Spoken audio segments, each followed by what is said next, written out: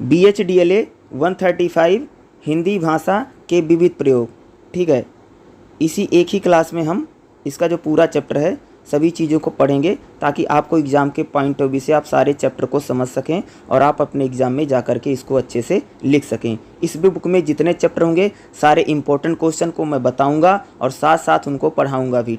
ठीक है, short language में, ताकि आप आसानी से समझ सकें और एग्ज़ाम में जा कर के आप अपना अच्छा इससे एग्ज़ाम को लिख सकें। तो एक एक चैप्टर करके मैं सारे चैप्टर की बताऊंगा जो जो इम्पोर्टेंट होंगे। ठीक है, तो देखिएगा हमारा पहला चैप्टर क्या है, हिंदी भाषा की लिपि और वर्तनी बताइए। ठीक है, तो सबसे पहले देखिएगा 1.2 क्या है, भाषा और लिपि। ठीक है, तो सबसे पहले हम थोड़ी लोग भाषा की बात करते हैं।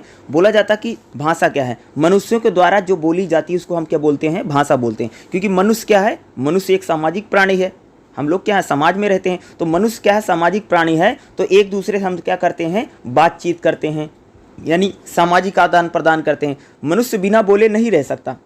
जैसे हमें खाना खाना है, पानी पीना है, या हमें कोई चीज़ चाहिए, हमें सुख है, दुख है, हम नाराज हैं, उदास हैं, यानी व्यक्ति बिना कम्युनिकेशन के, यानी भाषा के बिना मनुष्य जो है वो चल नहीं सकता, वो कुछ भी नहीं कर सकता। अब जैसे भाषा नहीं होगी तो आप घर में कैसे बात करेंगे, आप कॉलेज में कैसे बात करेंगे, आपको क्या चाहिए क्या नहीं चाहिए। यानी भाषा मनुष्य के क्या है, बहुत ज़रूरी है। मनुष्य क्या है, कोई भी बात हो अपनी किस में कहता है, भाषा में कहता है। यानी मनुष्य को अपने विचारों को व्यक्त करने के लिए किसी न किसी भाषा की ज़रूरत पड़ती है। यानी कह सकती हूँ कि भाषा वह माध्यम है जिसके जरिए हम अपने विचारों को व्यक्त कर सकते हैं। यानी हमारे मन में क्या भाव हैं, क्या विचार हैं, क्या बातें हैं, उसको हम दूसरों को बता सकते हैं। भाषा जो है भाष धातु से बना हुआ है, जिसका मतलब क्या होता है, कहना होता है। ठीक है, यानी हम किसी को कुछ कह रहे हैं या अपने विचार प्रकट कर रहे हैं, उसको हम क्या बोलते हैं, भाषा बोलते हैं। अगर भाषा की बात करें तो भाषा कई प्रकार से होती है। जैसे भाषा में कई ध्वनियाँ होती हैं, संकेत होता है। ध्वनि मतलब जैसे का, खा, गा, घा, इस प्रकार की ध्वनि निकलती है। या भाषा में क्या होते हैं, कुछ संकेत होते हैं, चिन्ह होते हैं, जिसको हम बोलते हैं ना। भाषा देखोगे तो कई बार हम भाषा को किस प्रकार से बांट सकते हैं। जैसे कई बार हम लोग होते हैं ना, कोई चीज़ बोलते नहीं, हम सिर्फ इशारे कर देते, स्पर्श करके। जैसे मान लो कि कोई आदमी है कहीं से जा रहा है, जैसे चोर हो रहा है, तो लोग हम क्या करते हैं, हाथ छू करके कई बार इशारा नहीं कर देते, ऐसा मत करना, यानी स्पर्श करके। स्पर्श भाषा भी होती है। स्पर्श भाषा का मतलब यानी जब किसी व्यक्ति को हम टच करके कोई संदेश देते हैं। जैसे आप जैसे मान लो आप पीछे खड़ी हैं, ठीक है, मैं आपको बोल नहीं रहा हूँ, जब मैं बोल सकता नहीं हूँ तो आपको मैं क्या, आपको हाथ लगा दूंगा, आप क्या करेंगी, पीछे मुड़ जाएंगी, यानी क्या होगी, हमारा संपर्क हो जाएगा। जैसे नेत्रग्रह कई बार देखो कि छोटे बच्चे जो होते हैं घरों में, तो माँ बाप क्या कर देते हैं, आंखों से इशारे कर देते हैं, डरा देते हैं। तो बच्चों को, जैसे घर में कोई मेहमान आए, बच्चा बदमाशी कर रहा है, बच्चा इधर उधर कुछ कर रहा है, तो माँ बाप क्या करेंगे, उसको आंख दिखा देंगे। तो मेहमान को पता नहीं चला कि बच्चों को क्या कहा, लेकिन बच्चा बेचारा समझ जाएगा कि मम्मी पापा गुस्सा कर रहे हैं, बैठ जाएगा। यानी नेत्र भाषा भी हो सकती है, जब हम किसी को क्या कर सकते हैं, आंखों के इशारे करते हैं। उसी प्रकार से भाषा जो होती है, हम उसको क्या करते हैं, श्रवण यानी सुनते हैं, उसको ग्रहण करते हैं, फिर उसको क्या करते हैं, हम उसको फील करते हैं। तो भाषा अगर आप देखेंगे तो स्पर्श करके भी भाषा, यानी हम अपनी बातों को किसी, जैसे हाथ टच करके, जैसे कई बार हमारे साथ कोई खड़ा है, हम उससे बोलेंगे, हाथों का इशारा कर देंगे, या नज़र के, आंखों के इशारा कर देंगे, या हम कोई उसके कान में कुछ जा करके बोल देंगे। इस प्रकार से वह कह सकते हो कि व्यक्ति जो है भाषा का आदान प्रदान करता है। यानी मनुष्य अपनी बातों को कहने के लिए वह किसी न किसी भाषा का क्या करेगा, प्रयोग करेगा। भाषा क्या है, भाष धातु से बना हुआ है, जिसका मतलब क्या होता है, कहना या बोलना, या अपने विचारों को हम जब व्यक्त करते हैं तो उसको हम क्या बोलते हैं, भाषा बोलते हैं। ठीक है, उसके बाद अगर इस चैप्टर में देखेंगे जो इंपॉर्टेंट है, लिपि के महत्व बताओ, या लिपि क्या होती है। ठीक है, तो लिपि का मतलब क्या होता है, सबसे पहले देखेगा। लिपि का मतलब होता है कि जो भाषा जिसमें लिखी जाती है। जैसे आप सबको पता कि जो हिंदी हमारी भाषा है वो देवनागरी लिपि में लिखी जाती है। लिपि का मतलब क्या था, लिपि का मतलब होता है लिपना। लिपना मतलब उसको क्या बोलते हैं, लिखना। यानी जब किसी भाषा को चित्रित किया जाए, जैसे हिंदी है, हिंदी में देखोगे, हिंदी में जैसे हमको लिखनी है तो हम हिंदी में अगर आप देखोगे का, खा, गा, घा, चा, छा, इसकी क्या लिपि है, देवनागरी। तो जैसे मान लो आपको हिंदी में कोई बात है, जैसे राम है, श्याम है, घनश्याम है, रमेश है, महेश है, सुरेश है, इसको जब आप लिखते हैं, यानी जब पहले भाषा क्या थी, पहले भाषा बोली जाती थी, लेकिन बाद में भाषा को क्या गया, लिखा जाने लगा। तो आप सब कहते हैं कि भाषा, लिपि जो है भाषा के लिए बहुत ज़रूरी होती है, क्योंकि मनुष्य का जैसे जैसे विकास हुआ वैसे वैसे भाषा का फैलाव। जैसे मान लीजिए कि मैं आप सबको पढ़ा रहा हूँ, ठीक है, तो मान लीजिए कि आप मेरे सामने बैठे हैं, तो मैं आपको अभी पढ़ा रहा हूँ, तो मान लीजिए कि अभी हमारी जो बातचीत है वो लिखा नहीं है तो क्या होगा, भाषा खत्म हो। जान लीजिए भाषा का जैसे जैसे आदान प्रदान बढ़ा वैसे भाषा को लोग लिखने लग गए, क्योंकि भाषा को जो हम लिख लेते हैं तो भाषा सुरक्षित हो जाती है। जैसे किसी की व्यक्ति के बात है, चीत है, उसके विचार हैं, उसको लिख करके हम क्या कर सकते हैं, सहेज सकते हैं। यानी लिपि के जरिए हम भाषा को क्या कर सकते हैं, सहेजा जा सकता है। जैसे आपने देखा कि रामायण है, महाभारत है, गीता है, कुरान है, इन सभी की क्या पुस्तकें लिखी गई, किताबें लिखी गई, भाई कोई ना कोई इनकी लिपि थी ना। जैसे हिंदी की लिपि क्या है, देवनागरी है, अंग्रेजी की लिपि क्या है, रोमन लिपि है, ठीक है। उसी प्रकार जो पंजाबी है उसकी गुरुमुखी लिपि है। तो इस प्रकार से लिपि हर भाषा की क्या होती है, कोई ना कोई। जब भाषा किसी, देखो जब भाषा की शुरुआत हुई तो भाषा शुरू में बोली ही जाती थी। कोई भी भाषा रही हो दुनिया में तो भाषा सबसे पहले बोलचाल में आती है, उसके बाद भाषा का लिखित रूप आता है। और भाषा का जो लिखित रूप होता है उसको सशक्त, सबसे सशक्त माना जाता है, यानी सबसे बेहतर माना जाता है लिपि। उसी में बात करें हम लोग लिपि के फायदे, ये थोड़ा इंपॉर्टेंट हो सकता है, एग्जाम में पूछ सकता है। तो लिपि आप सबको अगर हम बात करें कि पहले जब लोग होते थे लिखते कैसे थे, आप सबको पता है पहले लोग जो मिट्टी होती थी गीली मिट्टी पर लिखते थे। जो पौधे होते थे जैसे बेल पत्र होते थे, लोग पौधे के पत्तों पर लिखते थे, गीली मिट्टी पर लिखा जाता था, ठीक है। इस प्रकार से चीज़ों को लिखा जाता था। लेकिन धीरे धीरे जब कागज का आविष्कार हुआ, या कह सकते हो कि जब कागज आया, कह सकती तब भाषाएं जो ही लिखी जाने लगी, या छपाई का आविष्कार हुआ तब भाषा को लिखा गया। तो लिपि का महत्व क्या है, तो भैया लिपि का सबसे पहला महत्व क्या है कि लिपि के जरिए हम क्या कर सकते हैं, अपने विचारों को या अपने भावों को सुरक्षित कर सकते हैं। जैसे मान लो कि हमारे घर में कोई बुजुर्ग है, वो अपनी कोई बात कह रहा तो हम लोग सुनेंगे, लेकिन उस बुजुर्ग की बातें आगे लोग भी जाने तो उसको हम क्या कर सकते हैं, लिख सकते हैं। जैसे अगर हम बात करूं, जैसे महात्मा गांधी हैं या भगत सिंह हैं, उनकी जो विचार थे उनके विचारों को लिखा गया ना। अब मान लीजिए जैसे महात्मा गांधी के विचारों को हम आज लोग पढ़ रहे हैं, महात्मा गांधी के जो विचार थे, महात्मा गांधी की जो सोच थी, या भगत सिंह के बारे में हम जो लाख जानते हैं, या किस प्रेमचंद की बात करें, या बहुत सारे थिंकर हैं, विचारक हैं, बहुत सारे कवि हैं, लेखक हैं, जैसे सुमित्रा नंदन पंत है, मैथिली शरण गुप्त हैं, या सुभद्रा कुमारी चौहान की कविता सबने सुना भी होगा, खूब लड़ी मर्दानी वह तो झांसी वाली रानी थी। तो इस चीज़ों को हम जब सुनते हैं तो हमें पता चलता है कि इन चीज़ों को लिख लिया गया ना। जब हम लिपि के जरिए किसी व्यक्ति के भाव या विचारों को लिख लेते हैं तो उसको दूर समय तक, यानी बहुत समय तक उसको हम सुरक्षित रख सकते हैं। देखिएगा लिपि का लिखने का फायदा ये होता है, फायदा क्या है कि जब हम किसी के विचार भाव को लिखते हैं वो पीढ़ी दर पीढ़ी चलता रहता है। आप सबको पता है कि रामायण की घटना हो, महाभारत की घटना हो, या भगवान श्री कृष्ण के बारे में जो बातें हैं, ये बहुत लंबे समय पहले चीजें घटी थी, लेकिन जब उसको लिख लिया गया है तो पीढ़ी दर पीढ़ी लोग क्या कर रहे हैं, उसको सुन रहे हैं, उसको जान रहे हैं। तो लिपि के फायदे हम बात करें, लिपि के फायदे एग्जाम में बहुत आता है। तो पहला फायदा क्या है कि लिपि को जब हम किसी भी बात को या भाव को, विचार को हम लिख लेते हैं तो लंबे समय तक सुरक्षित रहता है। जब हम किसी बात को या भाव विचारों को, यानी जब लिखा जाता है लिपि में कोई चीज को, तो उसको पीढ़ी दर पीढ़ी या एक समाज से दूसरे समाज, एक देश से दूसरे देश में क्या होती है, उस भाषा का या उस विचार या भाव का आदान प्रदान होता है। और लिपि के माध्यम से क्या होता है, भाषा का विस्तार होता है, यानी भाषा बड़े लेवल पर पहुंच जाती है, ठीक है। दूसरा, लिपि से क्या होता है कि भाषा का संप्रेषण होता है, यानी कम्युनिकेशन स्किल जो होती है बहुत बढ़ जाए। जैसे मान लीजिए कि कोई बात है, जैसे मान लो अगर महात्मा गांधी थे तो महात्मा गांधी जो भाषण देते थे या जो चीजें बोलते थे उस समय उसको लिख लिया गया तो आज हम लोग जाने, यानी लिपि के जरिए हम अपनी बातों को दूर दूर तक पहुंचा सकते हैं। जैसे मान लो मेरी जो बातें हैं अगर मैं उसको लिख लूं तो मैं उसको चिट्ठी के जरिए, पत्र के जरिए कहीं पर भी भेज सकता हूं, किसी भी देश में जा सकता है। यानी लिपि के जरिए हम क्या कर सकते हैं, अपनी भाषा को दूर दूर तक या दूर दूर इलाकों तक भी क्या कर सकते हैं, उसको भेजा जा सकता है, ठीक है। उसके बाद देखिएगा जो हमारा जो नेक्स्ट रहेगा, बर्तनी के कुछ नियम होते हैं। देखो बर्तनी के नियम का मतलब होता है कि जो हमारी हिंदी भाषा है, जैसे बर्तनी मूलता होती है, जैसे हिंदी भाषा में स्वर है का, खा, गा, जगह स्वरों की छोटा, बड़ा, छोटी, बड़ी, ऊ, ठीक है, ये क्या है, हमारे स्वर हैं। व्यंजन अगर आप देखोगे तो का, खा, गा, घा, चा, छा, जा, झा, ना, ये जो हमारी होती है, यानी हिंदी वर्णमाला जो होती है इसको बोलते हैं, क्या बोलते हैं भाई, वर्तनी। इसका क्या कर दिया, मानकीकरण कर दिया। जैसे मान लो राम लिखना है, श्याम लिखना है, महेश लिखना है, सुरेश लिखना है, या ऋतुराज लिखना है, कोई भी अगर हिंदी में कोई चीज़ लिखी जाती है तो उसका एक मानक सेट है, यानी स्टैंडर्ड है। जैसे मान लो कि मेरा नाम है रजनीकांत, तो अगर किसी को रजनीकांत लिखना है तो उसको लिखने के लिए क्या है, एक मानक सेट कर दिया गया कि नाम को कैसे लिखना है, ठीक है। उसी प्रकार से जैसे किसी का नाम है ललिता, तो ललिता कैसे लिखा जाएगा, उस प्रकार से जैसे मैंने बोला ललिता, तो इस प्रकार से क्या होगा, ललिता को लिखा जाएगा। यानी हिंदी में क्या कर दिया गया, मानक सेट कर दिया किसी चीज़ को कैसे लिखा जाएगा। जैसे मात्राओं को मानक सेट है कि मात्रा ऐसी ले, ठीक है। हिंदी भाषा यानी भारत की जो हिंदी भाषा है उसका एक विभाग है जो मानक सेट करता है कि जैसे रा कैसे लिखना है, का कैसे लिखना, खा कैसे लिखना, जा कैसे, यानी सभी को हमने क्या हिंदी में मानक सेट है कि उसमें जैसे अगर मैं बात करूं, जैसे पानी एक शब्द है, तो जैसे आप देखोगे पानी को अलग अलग जगह पर अलग अलग भाषा में बोला है, लेकिन पूरे देश में पानी एक जैसे ही लिखा जाता है। यानी भाषा को बोलचाल में भाषा अलग हो सकती है। जैसे भाई किसी शब्द को बिहार में कुछ अलग बोलते होंगे, हरियाणा में कुछ अलग बोलते हैं, पंजाब में कुछ अलग बोलते हैं, लेकिन उसका जो लिखित रूप होता है, लिखित रूप सेम रहता है। यानी जब हिंदी यानी देवनागरी जो हमारी लिपि हिंदी की है, जब उसका मानक बन गया,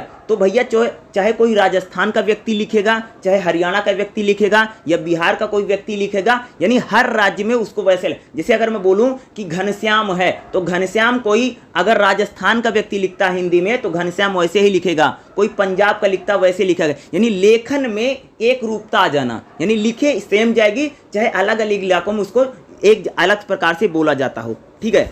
तो यहाँ पर इसको कर लीजिएगा।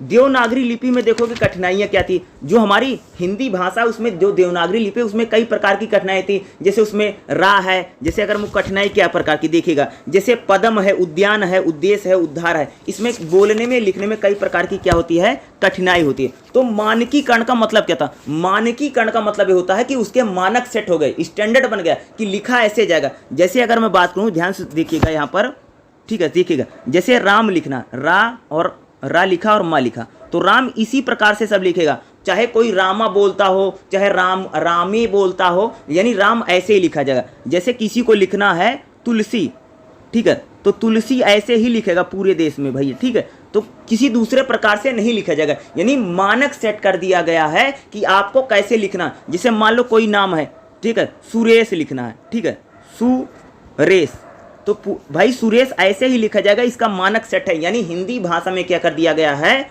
वर्तनी के आधार पर कह सकते हो, या कह सकते हो कि आप लोग देवनागरी जो लिपि है उसमें मानक बना दिए गए। यानी का कैसे लिखना, खा कैसे लिखना, गा कैसे लिखना, रा कैसे लिखना है, माँ कैसे लिखना है, मात्रा ई की कहाँ पर लगेगी, कहाँ पर छोटी ई की लगेगी, कहाँ पर मात्रा बड़े ऊ की लगेगी, इसके पूरे मानक यानी स्टैंडर्ड सेट हैं। स्टैंडर्ड का मतलब समझते हो, ये यानी ऐसे ही लिखा जाएगा, ठीक है। जैसे सुरेश मैंने लिखा है, सा लिखा, ऊ की मात्रा लगाया, रा लिखा, ए की मात्रा और सा, यानी सुरेश ऐसे ही लिखा जाएगा, ये मानक सेट है। जैसे मान लो कहीं पर सुरेशवा बोलते होंगे, कहीं पर सुरेश बोलते होंगे, कहीं सुरेशु बोलते होंगे, तो लिखने का बोलने यानी बोलने में चाहे पूरे देश में अलग अलग प्रकार से सुरेश बोला जाता हो, लेकिन लिखा ऐसे ही जाएगा। मानक का मतलब ये होता कि हमने एक स्टैंडर्ड बना दिया है भाषा में, यानी उस शब्दों को वैसे ही लिखा जाएगा। आपने बहुत सारी किताबें देखोगी जहां पर कुछ कुछ शब्द अलग अलग प्रकार से हिंदी में लिखे। तो हिंदी भाषा जो निदेशालय भारत सरकार का, वह एक मानक बताता है कि माँ कैसे लिखा जाएगा, रा कैसे लिखा जाएगा, पा कैसे लिखा जाएगा, इसी को बोलते हैं मानकीकरण। तो पहले चैप्टर में जो मैंने बताया है यही इंपॉर्टेंट है। खास तौर से भाषा और लिपि क्या होती है आपके लिए इंपॉर्टेंट हो सकता है, और देवनागरी लिपि क्या है इसको पढ़ करके जरूर चले जाना, एग्जाम में आपसे पूछा जा सकता है। और पहले चैप्टर में जितना इंपॉर्टेंट था उतना मैंने आपको बता दिया है। चलिए मैं आपको चैप्टर नंबर 2 पढ़ाता हूँ, ठीक है। हेलो, है चैप्टर नंबर 2 क्या है, हिंदी की ध्वनियाँ। ध्वनि का मतलब समझते हो, जैसे हम कोई चीज़ बोलते हैं तो उसमें जो ध्वनि निकलती है, ठीक है, तो उसकी बात की गई है हिंदी की ध्वनियाँ। अगर मैं इसमें बात करूँ तो सबसे ज़्यादा जो इम्पोर्टेंट होता है हिंदी ध्वनि और शब्द क्या होता है, समझो। ध्वनि क्या होता है, ध्वनि का मतलब होता है कि जो हमारे मुख से आवाज़ निकलती हो, आवाज़ को क्या बोलते हैं, ध्वनि बोलते हैं, ठीक है। जैसे किसी के मुख से कोई आवाज़ निकल रही, किसी भी वस्तु की जो श्रवणीय सामग्री होती है सामान्यतः ध्वनि कही जाती है, यानी जो हमें सुनाई देती है। जैसे मैं कुछ बोला, जैसे मैं बोला रामू, श्यामू, महेश, सुरेश, दिनेश, तो जो आपको सुनाई दे रहा है वो क्या है, ध्वनि है, ठीक है। शब्द क्या होते हैं, शब्द यानी जैसे महेश, जैसे मैंने बोला महेश, तो महेश एक शब्द है, लेकिन जो सुनाई देगा वो ध्वनि है, और जो महेश है वो एक प्रकार से शब्द है। इसे कह सकते हैं कि जो हम जब कोई चीज़ बोली जाती है जो हमें सुनाई देती है, हम उसको क्या बोलते हैं, ध्वनि, ठीक है। शब्द क्या होता है, जो शब्द को हम लिखते हैं, ठीक है, उसको बोलते हैं क्या, शब्द बोला जाता है। यानी जब कोई व्यक्ति किसी चीज़ को बोलता है, जैसे कोई बोल रहा घनश्याम यहाँ पर आओ, तो घनश्याम यहाँ पर आओ मुझे जो सुनाई दिया है क्या ध्वनि है। तो तो पूरा जो शब्द, जैसे उसने बोला घनश्याम यहाँ पर आओ, तो घनश्याम यहाँ पर आओ पूरा शब्द हो गया, लेकिन जो हमारे कानों में ध्वनि आई, जो सुनाई दिया, उसको क्या बोलते हैं? ध्वनि बोलते हैं। एग्जाम के पॉइंट ऑफ व्यू से अगर देखिएगा, ध्वनि और उच्चारण की विशेषता, यानी जो ध्वनि होती है या जो उच्चारण होता है उसकी विशेषता क्या होती है? देखो, हिंदी वर्णमाला में क्या है? 11 स्वर होते हैं। सबको पता है कि जो हिंदी वर्णमाला है उसमें कितने स्वर हैं? 11 स्वर हैं, ठीक है, वर्णमाला में। और कितने? 33 व्यंजन हैं।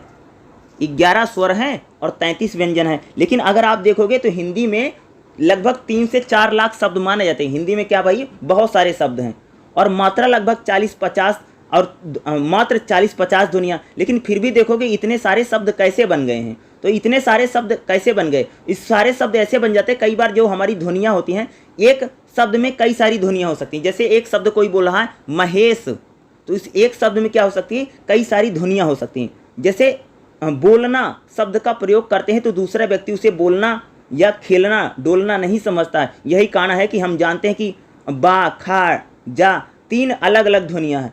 हम इस प्रकार से, जैसे कोई बोल रहा महेश, तो महेश में माँ एक प्रकार से ध्वनि निकल रही। जैसे कोई बोल रहा है, मैं बोला ना यहाँ पर, जैसे बोल रहा है कोई बोल रहा है जैसे बोलना, तो बोलना को हम खेलना, डोलना नहीं समझते हैं, क्योंकि बा शब्द से हमें पता चल जाता है कि बोलना कह रहा। यानी क्या होती? ध्वनियों से हमें क्या, ध्वनियाँ क्या बताती हैं? ध्वनि जो होती है उस चीज़ का मतलब क्या है उसको बताती है, ठीक है। शब्द क्या होते हैं? जो पूरा सेंटेंस है जो उसमें बोला गया है उसको हम क्या बोलते हैं? शब्द बोले जाते हैं। उसी प्रकार से एग्जाम के पॉइंट ऑफ व्यू से अगर आप देखेंगे तो सबसे ज़्यादा इंपॉर्टेंट क्यों? देखो, मैं ध्वनि की और विशेषता बता देता हूँ, उच्चारण ध्वनि की। जैसे अगर बोलूँगी, जैसे कुछ ध्वनि होती, जैसे स्पर्श ध्वनियाँ होती, जैसे कंठ ध्वनि। कंठ हमारा जो गला होता है, कोई शब्द जैसे मैं बोलूँगा का, खा, गा, घा, चा, ये सारा हम किससे निकला? मेरे गले से, यानी कंठ से निकला, इसलिए इसको क्या बोलेंगे? कंठ। उसके बाद ताल्लू यानी जो हमारा मुंह पूरा मुंह होता है, जीभ के ऊपर का जो हिस्सा उसको ताल्लू बोलते हैं। जैसे चा, छा, जा, झा, जैसे इसमें मैं बोल रहा हूँ चा, छा, जा, झा, तो मेरी जो जीभ है ऊपर जाकर के टकरा रही, इसको बोलते हैं ताल्लू। जैसे मैंने बोला चा, छा, जा, झा, तो मेरी जो जीभ है क्या हो रही है? आगे जाकर के टकरा रही, इसको क्या बोलेंगे? ताल्लू बोलते हैं। मूर्धा, जैसे टा, ठा, डा, ढा, टा, ठा, यानी मूर्धा का मतलब है जब मेरी जीभ ऊपर नहीं बल्कि नीचे जाकर के टकराती है तो उसको क्या बोलते हैं? मूर्धा। जैसे दंत है, दंत में जैसे ता, था, दा, धा, यानी दंत का मतलब क्या होता है? जब हमारे होंठ, जैसे मैं बोल रहा हूँ ता, था, तो मेरे जो दांत हैं, ता, था, दा, धा, इसमें दांत का बहुत यूज हो रहा है, यानी जो हमारे दंत मतलब दांतों का जो यूज हो रहा है, इसलिए इसको बोलते हैं दंत के द्वारा।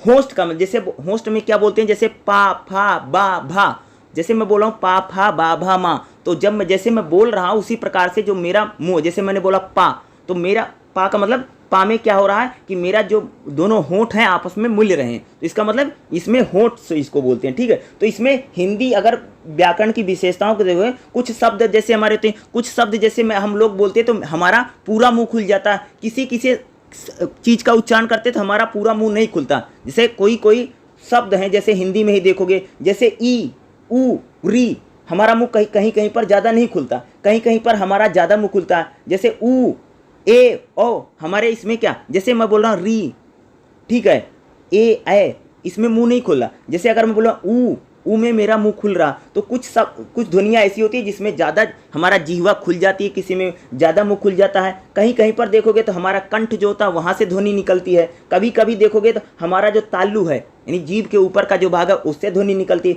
कई बार हमारा जो मूर्धा है वहाँ से ध्वनि निकलती है। जो दंत है, जैसे ता, था, दा, धा, ना, यहाँ पर जो हमारे दंत है वहाँ से ध्वनियाँ निकलती हैं। उसी प्रकार से हमारा जो होंठ है, ओष्ठ, जैसे मैं बोलूँगा होंठ में क्या, जैसे पा, फा, बा, भा, मा, जब मैं पाफा बाभा माँ बोल रहा हूँ तो मेरी जो ध्वनि है कहाँ से निकल रही है? वो होंठ से, यानी होंठ आपस में टकरा रहे हैं फिर निकल रही। तो इसलिए कह सकते हैं हिंदी और उच्चारण की विशेषताओं में आप यही लिखेंगे 2.3 में। उसके बाद जो एग्जाम के पॉइंट ऑफ व्यू से बहुत ज़्यादा इंपॉर्टेंट क्वेश्चन अगर आप देखेंगे तो लहजा और अनुतान क्या होता है। लहजा का मैं बता देता हूँ, ये थोड़ा इंपॉर्टेंट है, इसको लगा लेना एग्जाम के पॉइंट। देखो, लहजा का मतलब ये होता है कि जब हमारी आवाज़ में कोई उतार चढ़ाव आता है। क्या कह रहा हूँ? लहजा का मतलब क्या होता है कि जब हमारी आवाज़ में उतार चढ़ाव आता है। अगर एक चीज़ बताऊँ, जैसे मैं आप सबको पढ़ा रहा हूँ तो कहीं पर मैं बहुत जोर लगा करके बोलता हूँ, कहीं पर मैं आराम से बोल रहा हूँ, तो जोर लगा करके मैं वहाँ पर बोलता हूँ जो बहुत इंपॉर्टेंट होता है। लहजा से क्या पता चल रहा है कि जैसे कोई व्यक्ति अगर कोई बात बोल रहा है तो लहजा बता देता है कि उसका मनोभाव क्या है। जैसे अगर कोई आदमी गुस्से में है तो उस जब वो बोलेगा तो उससे पता चल जाएगा, अगर कोई आदमी खुश है तो खुशी से पता चल जाता है। तो यानी लहजा क्या होता है, जिसको हम क्या बोलते हैं, लहजा। ठीक है, तो लहजा कह सकते हैं कि आवाज़ में जो उतार चढ़ाव होता है। बहुत इंपॉर्टेंट क्वेश्चन है लहजा अनुतान। ठीक है, तो कह रही हूँ कि क्या करें भाई, लहजा क्या है कि जब हम किसी शब्द को बोलते हैं, जो उच्चारण करते हैं, उसमें जो आवाज़ निकालती है, आवाज़ में जो उतार चढ़ाव होता है उसको लहजा बोला जाता है। ठीक है, इसमें वक्ता जो लहजा जब यानी जब कोई व्यक्ति बोलता है, जो वक्ता है यानी जो बोलने वाला है, उसका मनोभाव क्या है, मन की इच्छा क्या है, या वो आश्चर्य में बोल रहा है, या उसमें कोई जिज्ञासा है, या उसमें कोई प्रश्न है, इस प्रकार की चीज़ों को हम लहजे से समझ सकते हैं। जैसे कई बार देखा बच्चे बड़े आकर के बड़े खुशी से बोलते हैं, खुश होकर के बोलते हैं, तो आदमी बोलता है देखो लड़का बड़ा खुश है। कोई आदमी बड़ा दुखी होकर के बोलता है, यानी उसके बोलने का जो ढंग होता है, जो स्टाइल होता है, उसको हम क्या बोलते हैं, लहजा। देखोगे ना, कुछ लोग पेपर देने जाएंगे तो उनसे पूछोगे पेपर कैसे गया, तो बड़े मुरझाए बोलेंगे ठीक चला गया। कोई बोलेगा बड़ी खुशी से, बोला मेरा पेपर बहुत अच्छा गया है, ऐसे कोई बोलता है ना, बहुत खुशी से बोलता है। लहजा ही बता देता है उसका पेपर कैसे जाएगा। आप जैसे आप एग्जाम देने जाएंगी तो वहाँ पर जैसे आप पूछेंगी कि भाई कितनी तैयारी करके आए, तो बोलेगा मैं तो पूरा पढ़ के आया हूँ, मैं बहुत तैयारी करके आया हूँ। तुम्हें पता लगेगा कि भाई ये पढ़ाई करके आया है, यानी इसमें बहुत कॉन्फिडेंस पता चल जाएगा। कुछ लोगों में जैसे चाहे पढ़ाई करके आया, उसमें कॉन्फिडेंस नहीं, या बहुत लोग बोलते हैं मैं तो ज़्यादा पढ़ करके नहीं। तो लहजा बता देता कि वो कितना स्टडी करके आया, यानी लहजे से पता चल जाता है उस व्यक्ति का भाव या विचार क्या है। यानी लहजा बताता है कि आपके मन के भाव क्या है, आपकी मनोदशा क्या है। उसी में इसमें चीज आता है एक अनुतान। अनुतान का मतलब होता है कि जब कोई शब्द, जैसे कोई सेंटेंस होता है तो उसमें जो विराम चिन्ह लगता है उसको क्या बोलते हैं, अनुतान। यानी अनुतान को भाषा के लिखित विराम चिन्हों के द्वारा प्रयोग किया जाता है। जैसे प्रश्नवाचक चिन्ह है, प्रश्न वाक्यों में अंत में लगाया जाता है। जिस वाक्य में आश्चर्य या विस्मय प्रकट होता है वहां पर विस्मयवाधक चिन्ह लगते हैं। जैसे मान लो अनुतान का मतलब, जैसे मैं बोल रहा हूँ राम जाता है, तो लास्ट में मैंने मात्रा कर दिया, अंडरलाइन कर दिया, तो ये मात्रा लगा। इस प्रकार से यानी सेंटेंस पूरा खत्म हो जाता है, उसको क्या बोलते हैं, अनुतान। ठीक है, क्या बोला, अनुतान क्या होता है। जैसे कोई आश्चर्यचकित कोई शब्द बोला मैं नहीं जानता, तो लास्ट में जैसे क्वेश्चन मार्क आ गया। तो इस प्रकार से जब क्वेश्चन मार्क लगते हैं या प्रश्नवाचक चिन्ह लगता है, उसको क्या बोला जाता है, अनुतान बोला जाता है। जैसे कौन जाएगा, कौन, जैसे कौन जाएगा, कौन में क्या प्रश्नवाचक चिन्ह आ गया। जैसे अच्छी चाय है, इसमें मात्रा लग जाएगी, यानी सेंटेंस खत्म हो गया, चाय अच्छी है। उसी प्रकार से रोको मत जाने दो, तो जैसे पहले क्या, रोको मत, कोमा लगेगा, फिर जाने दो मात्रा लगेगी। उसी प्रकार से रोको मत जाने दो। अनुतान का मतलब होता है कि जब कोई शब्द होता है, ठीक है, शब्द में जो मात्राएं लगती, मात्रा में अल्प विराम जो लगता, अल्प विराम लगेगा या पूर्ण विराम लगेगा या प्रश्नवाचक चिन्ह लगेगा, इसी को हम क्या बोलते हैं, अनुतान बोलते हैं। ठीक है, क्या बोला जाता है, इसी को अनुतान बोला जाता है। ठीक है, उसके बाद यहाँ पर देखिएगा हमारा जो नेक्स्ट रहेगा, जो मोस्टली इंपॉर्टेंट है, उसी की हम बात करेंगे। ध्वनि की बात करेंगे और लिपि की बात करेंगे। ध्वनि और लिपि क्या होते हैं, देखो ध्वनि का मतलब होता है जिन चीज़ों को हम बोलते हैं, जैसे मैंने आपको बोला, जैसे वैज्ञानिक भाषा में माना जाता है, क्योंकि उसमें प्रायः जैसे बोला जाता है वैसे लिखा जाता है। प्रायः कहा जाता है कि इस नियम में कुछ अपवाद हैं, इस अपवादों के कारण, जैसे संस्कृत भाषा में सा से पा ध्वनि में आई है, लेकिन उच्चारण में देखोगे तो अलग। तो ध्वनि क्या होती है, जो हम बोलते हैं, जैसे हिंदी में जो चीज़ें बोली जाती हैं वैसे लिखा जाता, लेकिन अंग्रेजी में आप सबने देखा कि जो बोला जाता है वैसे लिखा नहीं जाता। कई बार आप सबने देखा कि इंग्लिश में जो बोला जाता है वैसे लिखा नहीं रहता, या जैसे लिखा रहता है वैसे बोला नहीं जाता, उसी प्रकार से। लेकिन हिंदी भाषा में अगर आपने देखा होगा तो यहाँ पर जो बोला जाता है वैसे ही लिखा जाता है। यानी हिंदी भाषा में क्या है, ध्वनि जो है और जो लिपि है ये बिल्कुल सटीक चलती है। किसी किसी भाषाओं में क्या होती है, जो ध्वनि होती है, जो लिपि होती है, उसमें सामंजस्य यानी बराबरी हमें नहीं देखनी, यानी बोला कुछ जा रहा है, लिखा कुछ जाता है। 2.8 की बात कर रहा हूँ।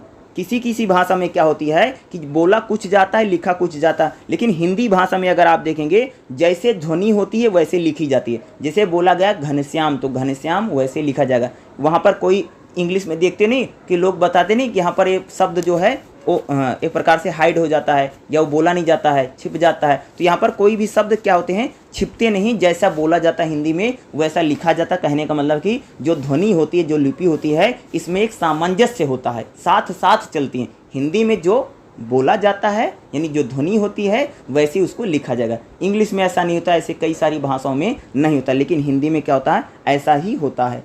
जैसे एक चीज़ है उच्चारण भेद। यहाँ पर देखिएगा उच्चारण में अंतर और लिपि में अंतर। देखो उच्चारण और लिपि में अंतर होता है। जैसे अगर देखोगे किसी चीज़ का उच्चारण करते हैं, जैसे उतयोग है, उद्योग है, जैसे उतहत है, उद्दास है, उतलास है, उल्लास है, इस प्रकार से। उसी प्रकार से अगर आप देखेंगे लिपि, देखो लिपि उच्चारण को विशेषताओं से प्रकट करती है। जैसे शब्द का उच्चारण सब जगह नहीं होता, जैसे शब्द निर्माण प्रक्रिया में कभी कभी आसपास की ध्वनियों के कारण उच्चारण बदल जाता है, लिपि में उन्हें प्रस्तुत करते हैं। जैसे कई बार क्या होता है कि उच्चारण जो होता है, उच्चारण और लिपि में क्या होता है, हमें अंतर देखने को मिलता है। तो इसमें अगर आप देखेंगे एग्जाम के पॉइंट ऑफ व्यू से एक काम कीजिएगा, 2.3 ध्वनियों और उच्चारण की विशेषता जो मैंने बताई, लहजा और अनुतान, ये इंपॉर्टेंट हो सकता है। दूसरा इंपॉर्टेंट हो सकता है उच्चारण भिन्नता और वर्तनी की समस्याएं। ठीक है, इतना कर लेना मेरे हिसाब से। वैसे जितना इंपॉर्टेंट मैंने आपको सारा चैप्टर सेकंड में बता दिया है। चलिए अब हम लोग चैप्टर नंबर 3 देखते हैं। ठीक है, हर चैप्टर क्या हमारा, चैप्टर नंबर 3 प्रयोजन मूलक हिंदी। प्रयोजन मूलक हिंदी का सिंपल सा मतलब ये होता है कि जैसे बैंक है, अस्पताल है, या कह सकती हो कि तुम लोग जैसे कोर्ट कचहरी है, ठीक है, या जैसे कोई ऑफिस दफ्तर है, तो वहाँ की क्या होती, सबकी अलग अलग भाषा होती। जैसे आप लोग विज्ञान में देखेंगे साइंस की अलग भाषा है, वकील जो होते हैं, जो वकालत होती है, उनकी अलग भाषा है, व्यापारियों की अलग भाषा है। ठीक है, उसी प्रकार से देखोगे जो दफ्तर होते हैं, सरकारी अफसर ऑफिस होते हैं, उनकी अलग भाषा है। ठीक है, यानी क्या होती है, इस आधार पे भाषाएं अलग अलग। जैसे कंप्यूटर है, या प्रकार की जो हर प्रकार से क्या होती है, भाषाओं की अलग अलग प्रकार से बटी। तो प्रयोजन मूलक हिंदी का सिंपल सा मतलब ये होता है कि अगर बोलो जो प्रशासन हमारा है वहाँ पर अलग प्रकार की हिंदी, एडमिनिस्ट्रेशन में जैसे अगर मैं बोलूँ सरकार अगर कोई काम कर रही है तो उसकी अलग लैंग्वेज है। जैसे निरस्त किया जाता है, फलाने को सम्मान किया जाता है, आपको पहुँचाया जाता है, इस प्रकार से सरकारी जो लेटर होते हैं उसमें लिखा रहता है ना, सरकारी लेटर में क्या रहता है, एक अलग प्रकार से। सरकारी लेटर में अगर प्रशासन की हम बात करें तो सरकारी लेटर कोई भी लिखा जाता है, उसमें लिखा रहता है कौन सा डिपार्टमेंट है, किसने जारी किया है, और उसमें आपको बताया जाता है या आपको सूचित किया जाता है। इस प्रकार से लोग लिखते हैं। यानी अगर आप देखेंगे जो हमारा प्रशासनिक हिंदी होती है, यानी जो हमारा प्रशासन है, कहने का मतलब जो सरकार है कोई काम करती है, उसकी एक अलग लैंग्वेज है। ठीक है, उसी प्रकार से अगर आप देखेंगी तो जैसे वाणिज्य है, व्यापार है, बैंकिंग है, तो जो हमारा बैंकिंग है, बैंक में भी अलग प्रकार से शब्द बोले जाते हैं। जैसे बैंक में देखोगे ऋण है, उधार है, ब्याज है, चालू खाता है, बही खाता है, इस प्रकार से बोले जाते हैं ना। तो जो हमारी बैंक होता है वहाँ पर भी अलग प्रकार की हिंदी बोली जाती है। व्यापार यानी व्यापार में जो व्यापारी होते हैं वो अलग प्रकार से भाषा को बोलते हैं। यानी हर क्षेत्र की अपनी एक क्या होती है, भाषा होती है। ठीक है, उसी प्रकार से अगर आप देखेंगी जैसे मैंने बोला है, जैसे क्या है, विधि का क्षेत्र है, जैसे कानून है तो कानून के क्षेत्र में अलग भाषा है। जैसे वकील होते हैं ना, तो वकील अलग प्रकार से हिंदी बोलते हैं ना। जैसे वकील क्या बोलते हैं, मोकिल हैं, या बोलते हैं कि हमारे पैरवीकार हैं, इस प्रकार से शब्द है ना। तो वहाँ पर देखोगे जैसे कचहरी जो हमारी होती है वहाँ पर अलग प्रकार से क्या होती है, हिंदी बोली जाती है। कचहरी की भाषा भैया अलग है। उसी प्रकार से जो हमारे संचार के साधन है, जैसे रेडियो है, टीवी है, ठीक है, इसमें जो हमारे अखबार हैं, अखबारों की भाषा अलग प्रकार की होती है, टीवी की भाषा अलग प्रकार से होती है, रेडियो की भाषा अलग प्रकार से होती है। तो यानी क्षेत्र के हिसाब से क्या होती है, भाषा जब बढ़ती है उसी के बोलते हैं प्रयोजन मूलक। यानी किसी खास प्रयोजन के लिए, क्या कह सकती हो, किसी खास प्रयोजन के लिए जब भाषा का प्रयोग किया जाता है उसको क्या बोलते हैं, प्रयोजन मूलक हिंदी हम बोलते हैं। एक चीज़ मैं बताऊँ, आप सबने सुना होगा जो रेडियो होता है, रेडियो मोस्टली होता है जैसे समाचार आते हैं उसमें हम लोग सुनते नहीं है कि भाई सोने में उछाल आया, चांदी में गिरावट आई। इसका मतलब क्या, सोने के दाम बढ़ गए हैं, या देखोगे चांदी में गिरावट आई, इसका मतलब चांदी के प्राइस हैं वो कम हो गए हैं। उसी प्रकार से आप सबने सुना होगा, एक शब्द बहुत सुना होगा, रुपया गिर गया। रुपया गिरने का मतलब क्या होता है, यानी रुपया जो है वो डॉलर के मुकाबले गिर गया। इसका मतलब ये थोड़ी किसी आदमी के जेब से गिर गया, किसी आदमी के जेब से नहीं गिरा है, बल्कि उसका मतलब होता है कि जो रुपया है वह डॉलर के मुकाबले क्या हो गया है, कमजोर हो गया। कई बार बोलते नहीं, तो यानी प्रयोजन मूलक हिंदी का सिंपल सा मतलब क्या होता है कि जब हम किसी खास प्रयोजन के लिए, क्या बोल रहा हूँ, जब हम किसी खास प्रयोजन के लिए या किसी क्षेत्र विशेष में उस शब्दों का प्रयोग करते हैं या उस भाषा का प्रयोग करते हैं। हर क्षेत्र की भाषा अलग है। जैसे आप लोग साइंस में जाओगे तो वहाँ पर नाइट्रोजन, ऑक्सीजन, फास्फोरस, हीलियम या वैज्ञानिक गुरुत्वाकर्षण इस प्रकार के शब्द मिलेंगे। उसी प्रकार से अगर आप वकालत में जाएंगे तो वहाँ पर मौकील है, मुजरिम है, ठीक है, या वहाँ पर दंड संहिता है, या उसको बेदखल किया जाता है। वकील बोलता है नहीं फलाने को जायदाद से मैं बेदखल कर रहा हूँ, ये किसकी भाषा है? ये विधि यानी कानून की भाषा है, ठीक है। उसी प्रकार से अगर आप देखेंगे जो हमारे दफ्तर होते, सरकारी अफसर दफ्तर होते, वहाँ पर उनकी अलग प्रकार से भाषा है। आपको आदेश दिया जाता है, वहाँ बोलते हैं सूचित किया जाता है। इस प्रकार से हमारे जो दफ्तर होते हैं, सरकारी या प्राइवेट जो ऑफिस होते हैं, उसी प्रकार की भाषा है। आपको आदेश दिया जाता है कि इस तारीख से इस तारीख तक कि आप फाइल दे दो, इस प्रकार से बोलते हैं। उसी प्रकार से जो हमारे व्यवसाय होते हैं, व्यवसायिक भाषा अलग होती है। जैसे मैंने बोला ना, व्यवसाय में बोलते हैं भाई सोने में उछाल, चांदी में गिरावट। जैसे कई बार बोलते हैं ना कि मंदी छाई। मंदी का मतलब क्या है? मंदी का मतलब क्या? एक प्रकार से जो सामान बिक्री है वो कम हो गया है। तो यानी प्रयोजन मूलक हिंदी का सिंपल सा मतलब होता है कि जब हिंदी भाषा को अलग अलग क्षेत्रों में, चाहे वो व्यापार हो, वाणिज्य हो, उद्योग हो, बैंकिंग सेक्टर हो, या कह सकते हो कि कानून का इलाका हो, या वैज्ञानिक साइंस में हो, जब यहाँ पर हिंदी का प्रयोग किया जाता है और उस क्षेत्र की भाषा वो बनी। देखो, जब कोई भाषा ना अलग अलग क्षेत्रों में जब बोली जाने लग जाती है, इसका मतलब क्या होता है कि उस जो भाषा, उसका आधार जो है वो बहुत बड़ा हो गया है। कहने का मतलब जैसे भाई वकील अलग प्रकार से हिंदी बोल रहे हैं, वकालत में देखोगे तो अलग अलग प्रकार के शब्दों का यूज किया जाता है। उसी प्रकार से अगर आप देखेंगे जो बैंक है, अब बैंक की जो पासबुक है आप अपनी उस उठा करके देखेंगे तो उसमें लिखा नहीं रहता चालू खाता, बही खाता, ऋण, यहाँ पर वह होता हस्तांतरण लिखा रहता ना। जैसे आप लोग पैसा विड्रॉल करने जाते हैं तो उसमें इंग्लिश में तो लिखा विड्रॉल, लेकिन हिंदी में क्या लिखा रहता है? अलग प्रकार से लिखा रहता है। या जमा करने को वहाँ पर जमा करना थोड़ी बोलते हैं, कुछ अलग बोलते हैं बैंक में। तो बैंक की जो होती है उसकी भी अलग प्रकार से हिंदी है, अलग प्रकार से उसकी भाषा चलती है। उसी प्रकार से अगर आप देखेंगे जो टेक्नोलॉजी है वहाँ पर भी अलग प्रकार से क्या होती है? हिंदी बोली जाती है। जैसे वहाँ पर देखोगे ई वैलेट बोला जाएगा, ई बैंकिंग बोला जाता है, या अलग प्रकार से यूपीआई जो बोला जाता है। प्रयोजन मूलक हिंदी का मतलब होता है कि जब भाषा, हिंदी भाषा या कोई भी भाषा किसी खास प्रयोजन के लिए बोली जा रही हो, और हिंदी यानी हिंदी अलग अलग डिपार्टमेंट में, अलग अलग विभाग में जब बोली जाती है, उसी को हम क्या बोलते हैं? प्रयोजन मूलक हिंदी। यानी जब किसी खास प्रयोजन के लिए हिंदी को किसी खास क्षेत्र इलाके में बोला जा रहा, उसी की भाषा बन जाती। जैसे वकीलों की हिंदी अलग है, डॉक्टरों की हिंदी अलग है, यह कह सकते हो। या कह सकते हो कि जो हमारा सरकारी या जो हमारे दफ्तर हैं, ऑफिस हैं, उनकी हिंदी अलग है, उनके काम करने की भाषा अलग है। विज्ञान है, उसकी हिंदी अलग है, ठीक है। इतिहास है, उसकी हिंदी अलग है, उसमें इतिहास में कुछ और शब्द हैं। जो अगर पॉलिटिकल साइंस बोलूँ तो वहाँ पर अलग प्रकार से हिंदी बोली जाए। जैसे लोकतंत्र बोला जा रहा है, धर्मनिरपेक्षता है, तो लोकतंत्र वहाँ पर हो रहा ना। यानी हर एक क्षेत्र में जो हिंदी बोली जा रही है वह अलग अलग प्रकार से बोली जाती है। यानी इसको कह सकते हैं प्रयोजन मूलक। यानी उस खास क्षेत्र में या उस खास इलाके में कह सकती हो, या खास विषय में कह सकती हो कि उसका कोई खास प्रयोजन है। यानी उसका प्रयोजन का मतलब कोई न कोई उद्देश्य है, उद्देश्य के रूप में उस हिंदी को बोला जा रहा है, इसलिए हम उसको क्या करें हैं? प्रयोजन मूलक। इसके अलग अलग पार्ट हैं। जैसे कार्यालय में अलग प्रकार से प्रयोजन मूलक हिंदी है, ठीक है। विधि के क्षेत्र में, बैंकिंग के क्षेत्र में, कानून के क्षेत्र में, ठीक है, वाणिज्य के क्षेत्र में, संचार के क्षेत्र में, यहाँ पर अलग अलग प्रकार से हिंदी को बोला जाता है। जैसे मैंने बोला ना, जैसे रुपया गिरा, चांदी उछली, उछाल, गढ़ोत्री, इस प्रकार से। जैसे दफ्तरों में बर्खास्त किया जाता है, आदेश दिया जाता है, सूचित किया जाता है, पदोन्नति दी जाती है, इस प्रकार से जो से बोलते हैं। जैसे रेडियो टीवी में देखोगी तो वहाँ पर अलग प्रकार से बोलते हैं। टीवी की भाषा अलग है, रेडियो की भाषा अलग है, वहाँ पर अलग प्रकार से हिंदी बोली जा रही है।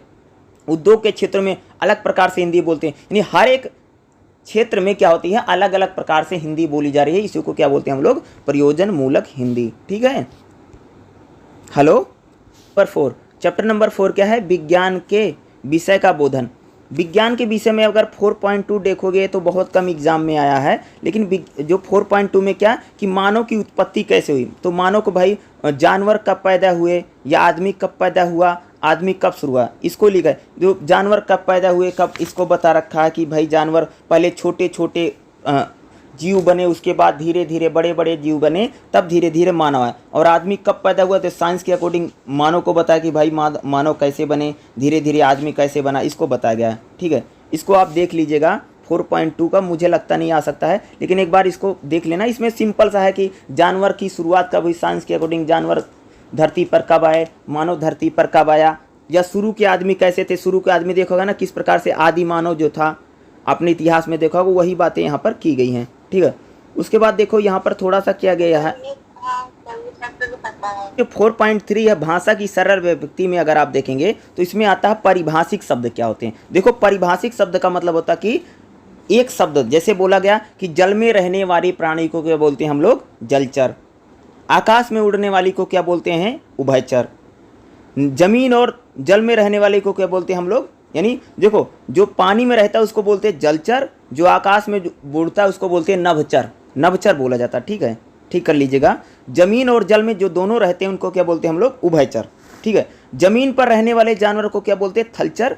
जो बच्चों को दूध पिलाते हैं जानवर उनको क्या बोलते हैं, स्तनपायी, स्तनपायी उनको बोला जाता है। ठीक है, जिस युग में मानव ने पहली बार पत्थर के औराज बनाए, सबको पता पाषाण काल बोला जाता है। रेंगने वाले जानवर को क्या बोलते हैं, उभयचर।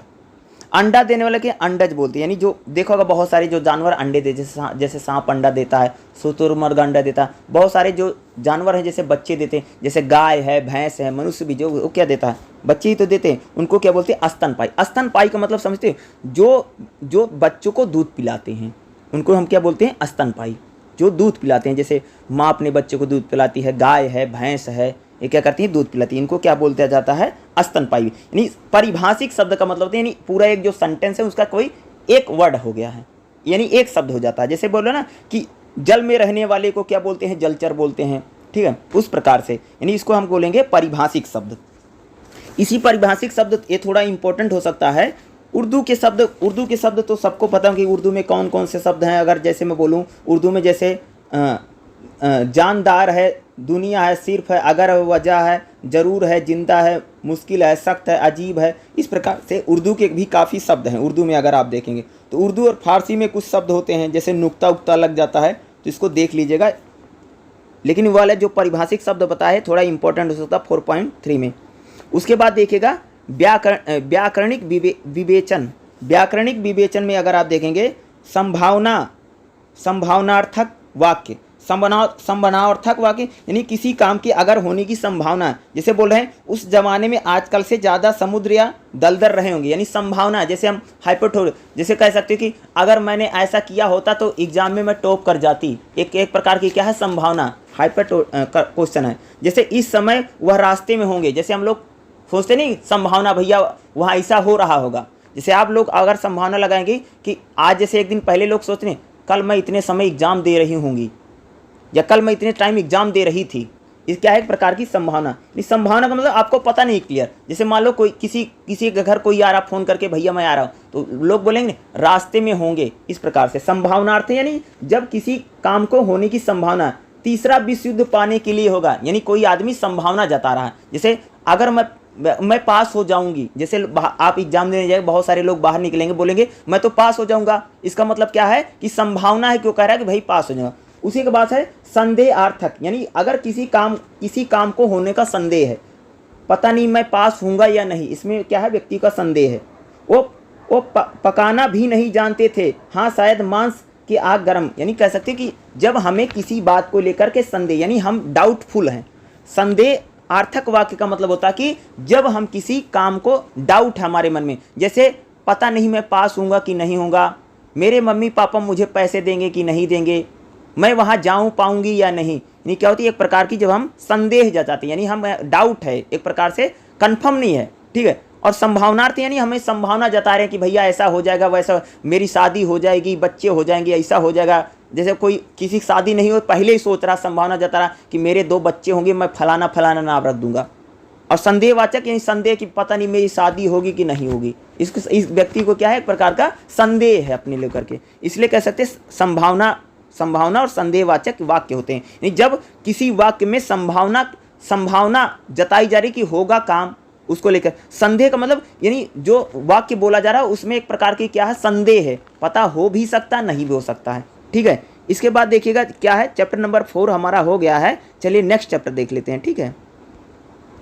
चैप्टर नंबर 5 क्या है, संस्कृत विषय का बोधन शब्दकोश। देखो शब्दकोश क्या होता है, शब्दकोश एक प्रकार की डिक्शनरी होती है। जैसे भाई हिंदी में डिक्शनरी होती है, उसी प्रकार से हिंदी में शब्दकोश होते हैं। जैसे शब्दकोश, जैसे मान लो कोई शब्द है, जैसे हमें मिल गया कि शब्द मिल गया एक, जैसे हिंदी में कोई शब्द मिल गया पुरुषार्थ, तो हमें देखना पड़ेगा भैया पुरुषार्थ का मतलब क्या है। जैसे इंग्लिश में कोई शब्द मिल जाता है तो हम लोग तुरंत ढूंढ लेते हैं, तो कह सकते हैं शब्दकोश से तात्पर्य होता कि वह पुस्तक में जिसमें विभिन्न प्रकार के शब्दों का मतलब लिखा होता है। जैसे हिंदी में किसी को, जैसे इंग्लिश में होता नहीं, जैसे किसी को मिल गया गोट, कोई शब्द है तो लोग जाकर के तुरंत डिक्शनरी ढूंढे। तो शब्दकोश में क्या होता है, शब्दकोश में हम शब्द ढूंढते हैं, शब्द, ठीक है, फिर उसका शब्दांश यानी उसका मतलब ढूंढते हैं। इस शब्दकोश में क्या होता है, एक प्रकार से कह सकती है वह बुक होती है जिसमें विभिन्न प्रकार के शब्दों का अर्थ लिखा होता है। शब्दकोश से क्या होता है, जिसमें विभिन्न प्रकार के शब्दों का अर्थ लिखा होता है उसको शब्दकोश बोलते हैं। शब्दकोश में क्या रहता है, शब्दकोश में पहले शब्द ढूंढा जाता है, कोई भी शब्द है,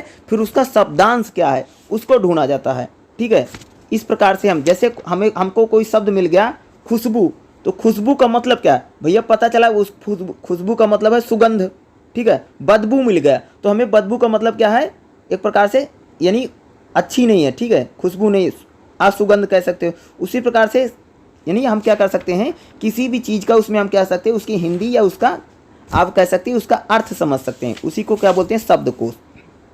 इसमें एक और क्वेश्चन आता है, देखेंगे 5.3 में क्या है, भारत के त्यौहार। भारत में कौन कौन से त्यौहार मनाए जाते हैं। जैसे आप सबको पता ही होगा कि होली है, दिवाली है, ठीक है, ईद है, बकरीद है, गुरु पर्व है, ठीक है। इस प्रकार से भारत में कह सकती बहुत सारे त्यौहार मनाए जाते हैं। जैसे 26 जनवरी 15 अगस्त क्या है, ये राजकीय त्यौहार है। उसी प्रकार से जैसे हम लोग मकर संक्रांति मनाते हैं, ठीक है, रक्षाबंधन मनाते हैं, ठीक है। पंजाब की क्षेत्र में अगर देखोगे वहाँ पर अलग प्रकार के त्यौहार मनाए जाते हैं। बिहार में अगर जाएंगे वहाँ पर छठ पूजा मनाते हैं, ठीक है। अलग अलग प्रकार के क्या है, भारत में बहुत सारे त्योहारों को मनाया जाता है। तो भारत में कह सकती आप सबको तो वैसे ही पता कि भारत में कौन कौन से त्यौहार मनाए जाते हैं, तो सारे त्यौहार लिख दो, होली है, दिवाली है, ईद है, बकरीद है, ठीक है, छठ है, इस बिहार के में जो मनाई जाती है बिहार में, ठीक है। और जैसे पीहू है, ओणम है, जैसे साउथ में जो बहुत सारे फेस्टिवल मनाए जाते हैं, इनमें क्या होता है उसको लिख दो और उसी को एक्सप्लेन कर दो। यही करना पड़ेगा 5.3 में।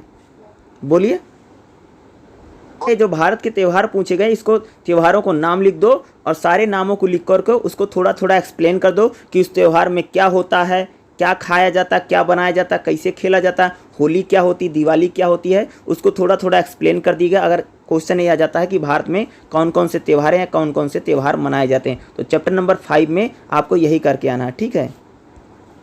नंबर 6 क्या है, समाज विज्ञान विषय का बोधन और निबंध की रचना। देखो सबसे पहले इसमें बात की गई प्रत्यय, ये इंपॉर्टेंट हो सकता है। प्रत्यय क्या होता है, ठीक है।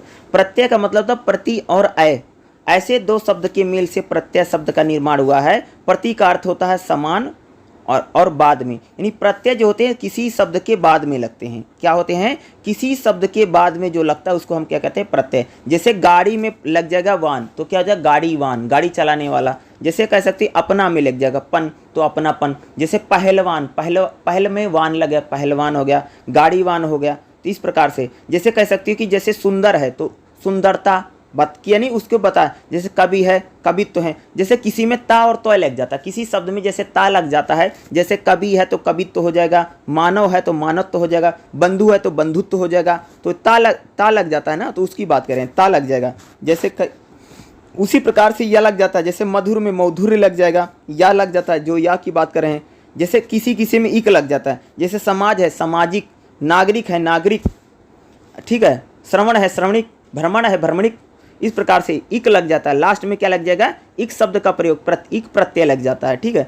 अगला है प्रत्यय करण, करण कई बार में जैसे उद्योग है औद्योगिक, औद्योगिकरण, या लोक है लौकिक, समाज है सामाजिक, दिन है दैनिक, नीति है नैतिक। इस प्रकार से करण में अगर आप देखेंगे जैसे सामान्य और सामान्यीकरण, ठीक है, नगरीकरण, नगरीकरण, सामान्यीकरण, इसमें क्या करण लग गया है। इस प्रकार से प्रत्यय जो होते हैं वो बाद में लगते हैं। कौन कौन सा प्रत्यय है, तव प्रत्यय है, यह प्रत्यय है, इक प्रत्यय है और करण प्रत्यय। ये 5 प्रकार के प्रत्यय हैं और बिल्कुल लास्ट में लग जाते हैं और उस शब्द का मतलब ही बदल देते हैं।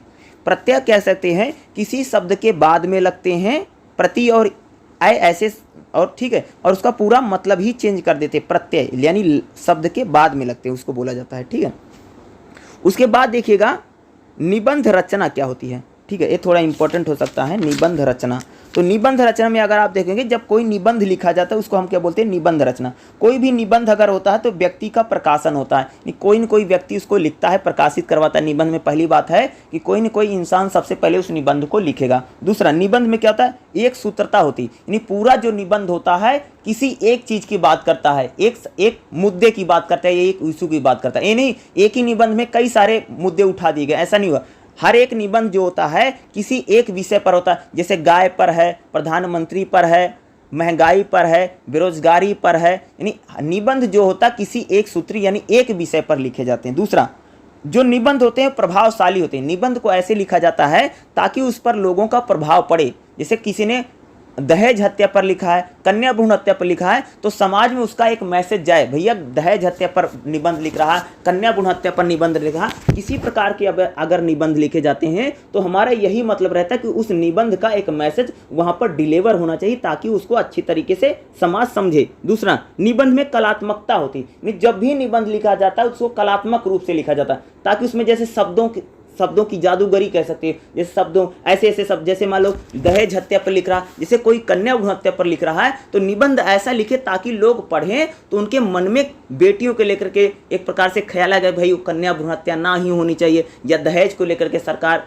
या इस प्रकार से लिखे। तो इसमें कलात्मकता। और निबंध जो लास्ट में उसको शॉर्ट में मैसेज भी दिया, संक्षिप्त होता। निबंध बहुत बड़ा नहीं लिखा जाता बल्कि क्या होता, संक्षिप्त यानी शॉर्ट में लिखा जाए, यानी 50-30 लाइन यानी 50-60 पन्ने में लिख दिया गया, पूरी किताब नहीं होती निबंध की। निबंध ये प्रकार से कुछ शब्दों की या 100, जैसे तुम सबने कहा कि निबंध लिखो 100 शब्द में, 200 शब्द में, या कई बार आता 1000 शब्द 2000 शब्द में निबंध लिखे जाते हैं। यानी 1000 से 1500 शब्दों में क्या होते हैं, निबंध लिखा जाता है। यानी संक्षिप्त रहता है, बहुत बड़े नहीं लिखा। तो निबंध में 5 चीज़ें जो होती हैं, इसी प्रकार से जो भी निबंध होता है उसको लिखा जाता है। निबंध की रचना इसी प्रकार से की जा सकती है। अगर कोई निबंध लिखना आएगा तो आप जैसे कोई भी निबंध आ गया, जैसे गाय पर लिखो, या बहुत सारे अगर एग्जाम में कई बार आया कि निबंध लिखने के लिए, तो निबंध आप पैराग्राफ में लिखिएगा। ठीक है, कोई हेडिंग मत डालिएगा। हर एक निबंध देखो, कोई भी अगर निबंध लिखा जाता तो पैराग्राफ के अकॉर्डिंग चलता है। हर पैराग्राफ अलग अलग पैराग्राफ बनाए जाते हैं। ठीक है, उसमें ना तो कोई हेडिंग होती, ना तो कोई पॉइंट होता है। और निबंध एक पैराग्राफ में यानी 3-3, 4-4 लाइन के पैराग्राफ बनते हैं और उसी पैराग्राफ के अकॉर्डिंग उस निबंध को लिखा जाता है। ठीक है, चलिए नेक्स्ट चैप्टर देख लेते हैं। नेक्स्ट चैप्टर देखिएगा क्या है, भाषण की शैली। नहीं, जब भाषण दिया जाता है, शैली का मतलब स्टाइल। कोई व्यक्ति अगर भाषण, जैसे मान लो प्रधानमंत्री नरेंद्र मोदी हैं, राहुल गांधी हैं, केजरीवाल हैं, ममता बनर्जी हैं, ये लोग जब भाषण देते हैं इनकी शैली कैसी, यानी स्टाइल क्या, तरीका क्या। तो भैया कोई भी है, ये बहुत इंपॉर्टेंट क्वेश्चन है, भाषण की शैलीगत विशेषता बताओ।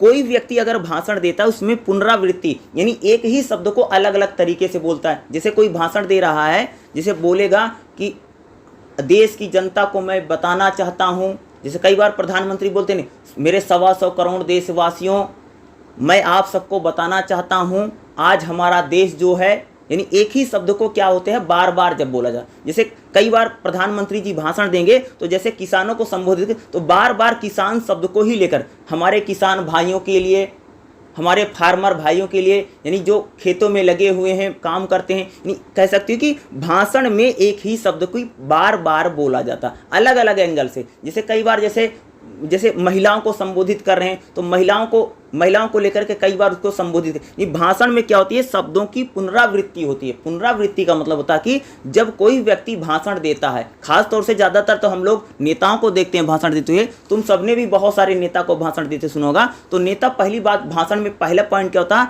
कि उसमें जो शब्द है, जैसे उसने बोला किसान है, जवान है, मजदूर है, उसी एक शब्द को बार बार वो बोलेगा।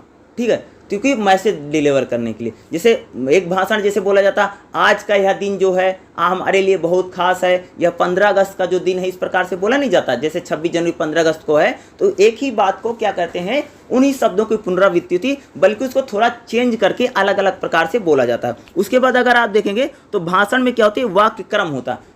देखो, कोई भी नेता अगर लीडर भाषण देता है तो भाषण पूरा व्यवस्थित नहीं रहता है। यानी कई बार इधर उधर भी बोलता है, जैसे एक ही लाइन को अलग अलग प्रकार से बोल सकता है। नहीं, जैसे अगर देखेंगे कोई व्यक्ति अगर भाषण दे रहा है, स्पीच दे रहा, तो उसका कोई क्रम नहीं रहता है, यानी वो अपनी, देखो भाषण तो लिखा नहीं रहता है, अब तो बहुत सारे, अब तो मोस्टली भाषण लिखे जाते हैं, लेकिन मूलतः ऐसा माना जाता है कि भाषणों को लिखा नहीं जाता है। तो अगर कोई व्यक्ति भाषण बिना लिखे बोल रहा है तो क्या करेगा, वो सोच करके समझ करके अपने नॉलेज के अकॉर्डिंग जब बोलता है, तो भाषण में क्या होता है, जो भाषण का जो क्रम होता है, जैसे मान लो पहली बात ये करनी है, दूसरी बात ये करनी, तीसरी बात ये करनी, चौथी बात ये करनी है, तो उसका जो क्रम होता है, जो नंबरिंग होती है, गड़बड़ा सकती है, इधर से उधर बोल सकता है, वो अपने अकॉर्डिंग कह सकती, तालमेल बैठा करके भाषण में बोला जाता है, यानी उपक्रम में बोले जाते हैं। ठीक है, जैसे कई बार बोलेगा हमारे जो प्रश्न है बहुत बड़े प्रश्न हैं, ऐसा नहीं कि हिम्मत पर काबू नहीं कर सकते, यानी एक ही बात को अलग अलग प्रकार से घुमा करके बोल सकता है, क्योंकि उपक्रम यानी उपक्रम में। दूसरा, जो भी भाषण होता है उपवाक्य होते हैं, उसमें बहुत सारे उपवाक्य। देखो कोई भी लीडर अगर भाषण देता है तो किसी न किसी कोई बात बोलेगा, तो उसमें कोई ऐसा सेंटेंस बोलेगा जिसपे जनता का बहुत ज़्यादा ध्यान जाए।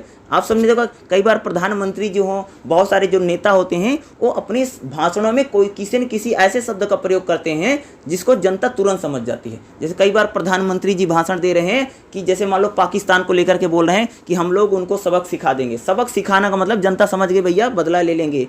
कई बार भाषण में बोल रहे हैं कि जैसे कई बार प्रधानमंत्री ने बोला 56 इंच की छाती, इस शब्द को कई बार बोला ना, तो जनता में वैसा मैसेज जाता है कि जो हमारा प्रधानमंत्री है बहुत दिलेर आदमी है। ठीक है, या आंखें लाल करना, कई बार आप सुने कि प्रधानमंत्री ने कई बोला है कि आंखें लाल करेंगे। आंखें लाल करने का मतलब होता है कि यानी हम बिल्कुल बराबरी पर बात करेंगे। यानी जब भाषण दिया जाता है तो उस भाषण में कुछ ही ऐसे शब्दों का भी प्रयोग किया जाता है जो सीधे जनता को कनेक्ट करते हैं, या मैसेज जो डिलीवर करना हो बहुत अच्छे से मैसेज यानी उपवाक्य होते हैं, यानी वाक्यों के में ऐसा कोई वाक्य जोड़ देते हैं जो जनता को एक प्रकार से, जैसे हमारे कलाकार, लेखक, विचारक जिम्मेदारी, दूसरी तरह वह जिम्मेदारी नई पीढ़ी को सारे देश का मार्गदर्शन दे, सीधे रास्ते पर चलना सिखाएं। इस प्रकार से 31 शब्द हैं, तो इसमें कोई न कोई ऐसा वाक्य होगा कि उसमें कई सारी चीज़ों को जोड़ लेंगे। कोई ऐसा मार्गदर्शन दे, चलना सिखाएं, यानी कह सकते हैं कि उसमें कई से यानी जिम्मेदारी जैसे शब्द को जोड़ लेते हैं। यानी जब भी कोई नेता भाषण देता है उसमें कोई ऐसे शब्द बोलेगा, कोई ऐसा वाक्य बोलेगा जिस पर जनता का ध्यान बहुत ज़्यादा जाता है, यानी सीधा उसको कनेक्ट करेगा।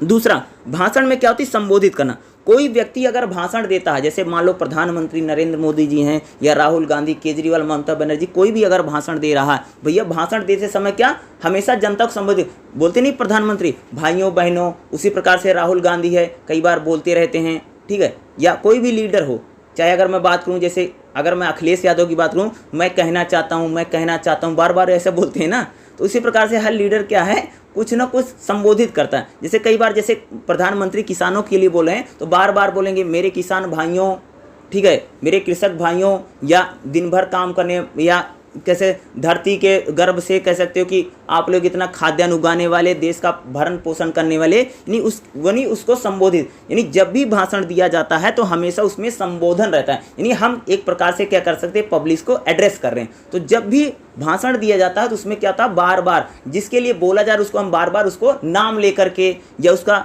जैसे भाई कोई ग्रुप है, समूह है, जैसे हम बोलते हैं, जैसे कई बार बोल दिया कि ओबीसी भाइयों, दलित, या इस प्रकार से जैसे होता नहीं, ब्राह्मण को लिए बोल रहे हैं, या क्षत्रियों को बोल रहे हैं, ठाकुरों को बोल रहे हैं, इस प्रकार से भी कई बार क्या होता है, संबोधित किया। जब भी हम भाषण देते हैं उसमें एक प्रकार से हम एड्रेस करते हैं, यानी हमारा जो सुनने वाले यानी जो श्रोता है उसको बार बार हम क्या करते हैं, एड्रेस किया जाता है। ठीक है, उसके बाद अगर आप देखेंगे इसमें एक और चीज़ है, संबोधन कारक।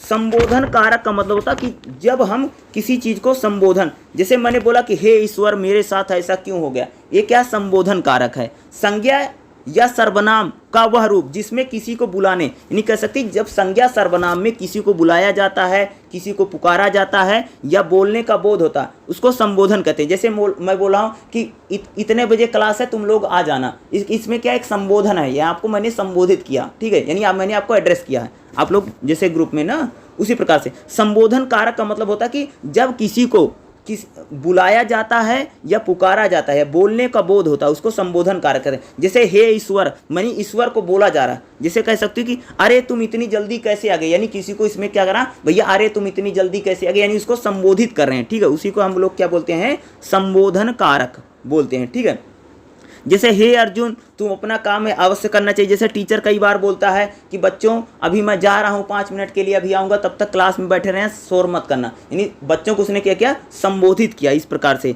जैसे हम लोग कई बार अपनी मम्मी को मम्मी मम्मी बुलाते नहीं है, पापा बुलाते हैं, यानी हम उनको क्या करें, संबोधित करें। ठीक है, जैसे मम्मी खाना दे दो, यानी मम्मी खाना दे दो, इसमें क्या एक प्रकार से हमने मम्मी जो शब्द उसमें क्या किया, हमने संबोधित किया है। उसी प्रकार से जैसे आपके मम्मी पापा दादा दादी हैं, उनको भी एक प्रकार से आप लोग संबोधित करते हैं। उसी प्रकार से आपके दादा दादी मम्मी पापा भी आपको संबोधित करते हैं या आपका नाम लेकर के, ताकि उस व्यक्ति को